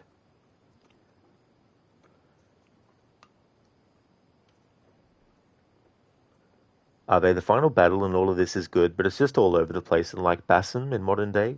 No, you do not like it. As for Odyssey, yeah, no explanation needed. I can definitely understand with Valhalla, yeah. And if you take into consideration the content with Eivor that they added 2 years after release, it's also an extra element of how haphazard the storytelling was in that part. So do we have it confirmed Rebecca and Sean won't be in Code Shadows? As far as I remember, from what they've said, there will be no present-day stories anymore in the games themselves. Apparently, all of the present-day story will now be in the Animus Hub, which is separate from each individual game in terms of, like, present-day story. I don't know what they're doing with the present-day story, but my guess is that we're going to be playing as an Abstergo employee who has been tasked with examining memories, and each individual game that you buy will have to be connected to the hub in order to play it, and then in the context of the story, you as the Abstergo employee would be exploring the memories of Naoe and Yasuke in the example of Shadows, and the memories of any other characters that are going to be in any other games moving forward. So yeah, I think the plan is to have no present-day story at all inside of the games themselves, and have all the present-day story happen in the Animus Hub. They just feel the Syndicate ending is just no. You do not like what they did with Starrick. You don't care about the Queen part. The only interesting thing with that ending has to be Underground. Yeah, I like that song in that ending. And yeah, Starrick, like, I like Starrick as a villain, but I feel like he's not very proactive. He kind of just sits on his ass and has everyone else do the work, which is still in line with his character, of course, but he's not like Germain, who is actually doing things, you know, although Germain does go and hide at a certain point as well, you know, so he's not 100% in that direction of being more proactive. But having a villain that's more proactive is probably better, preferably, than a villain that just sits there and sits in their lair waiting for the heroes or the hero to arrive. Eivor has a worse memory than Biden. Who is that? It's so funny, are they? Because in Assassin's Creed 3 in the Homestead, the interactive conversations that are separate from the actual Homestead missions, because you can choose to ignore those interactive conversations, it's funny when you do interact with those interactive conversations after you've already done all the Homestead missions, because Connor is speaking to characters that he's already met in the Homestead missions, but if you haven't spoken to them in the interactive conversation yet, they will talk as if they're meeting for the first time. Sage, they give us an insane ending like that, assuming we know everything, then take us for an idiot who doesn't know what a hairstylist or blacksmith does. Sounds right. Yeah, Sage. It's funny that they still have those as options this late in the game, you know. Lizzie, NPC suddenly appears. They always do, you know, Lizzie, when you're least expecting it. The Spanish Inquisition must have been NPCs. Dr. Darling, imagine adding a bug when you asking her to show the alliance map. She's like, no. Are they it's the alliance map. Perfect place to end AC Valhalla with the alliance map. Lizzie, beautiful. Such a beautiful map, especially with the candlelight. Are they GG's on finishing the game, Rod? Thank you so much for the GG's. Are they muchly appreciated? Man, you're not feeling what they are doing with Shadows and everything moving forward. Kind of glad Ubisoft are being brain-dead Muppets right now, getting the Japanese people to hate him. Sorry, not sorry. You're just, historically. Yeah, all that sort of stuff, I'd rather not go into, because it is controversial material, and I just don't feel like going into that kind of stuff, especially on this channel as well, because I like to try and keep this channel controversy-free, as in not talking about controversies, because obviously there's two sides to any argument, and whether any side is right or wrong can be either subjective or objective and stuff, and it's a very complex situation as well, so I'd rather not go into that kind of stuff. Plus, there's so many places on the internet anyway, like YouTube channels and stuff, where people can go to if they are looking for discussions on, you know, so many different topics as well. Lizzie, you're just thinking that. Oh, were you? Yeah. Are they? Yeah, understandable, Rod. Thank you, Ave, for understanding. Yeah. But I feel like Ubisoft has definitely gotten to a situation where their practices of talking about their game's quality and all this kind of stuff, you know, they're definitely not quadruple A quality, which is a ridiculous thing. But yeah, you just find Quebec funny. Yeah. Yeah. Okay, so before we raid out to Shillerlock, who's playing Assassin's Creed Mirage, just want to give some shout-outs.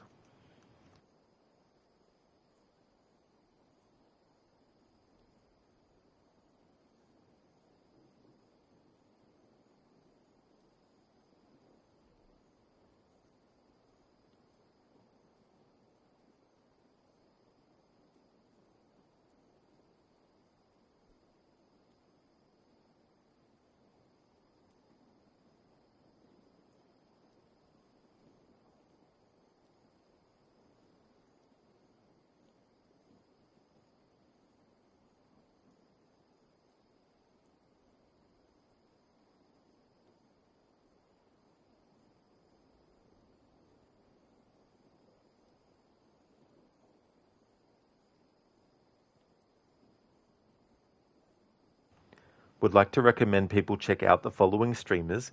Lucinda, who is doing her first ever playthrough of God of War, will also be doing a playthrough after that of Ghost of Tsushima. Crocodiles is doing a playthrough of The Outer Worlds. He's also currently doing a playthrough of Assassin's Creed Origins 100% on Nightmare mode, and he's doing that also as part of an overarching project called a Historical Order run, in which he's doing multiple games across different series and genres, and also different platforms and stuff, or different eras of gaming. He's doing all of those in timeline order. So he's currently up to Assassin's Creed Origins, which is still taking place in the BC era, and he'll be working through games all the way up until games that are set in the 1940s. AC is also highly recommended.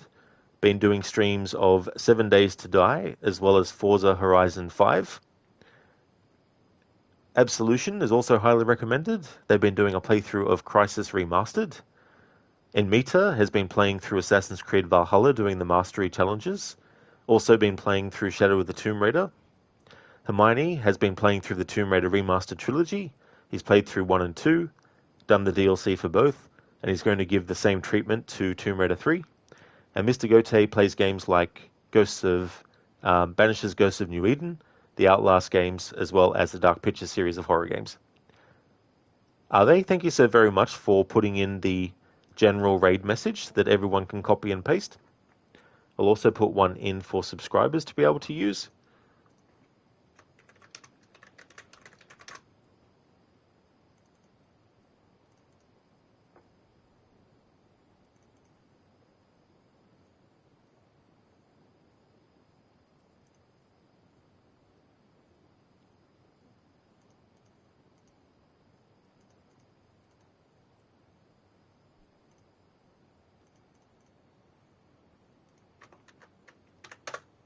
Which is that a one there.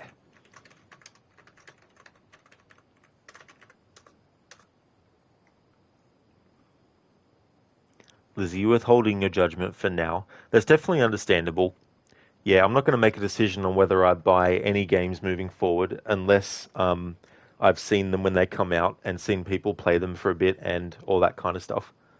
Like with Mirage, I watched quite a bit of the game before deciding I wanted to try it myself.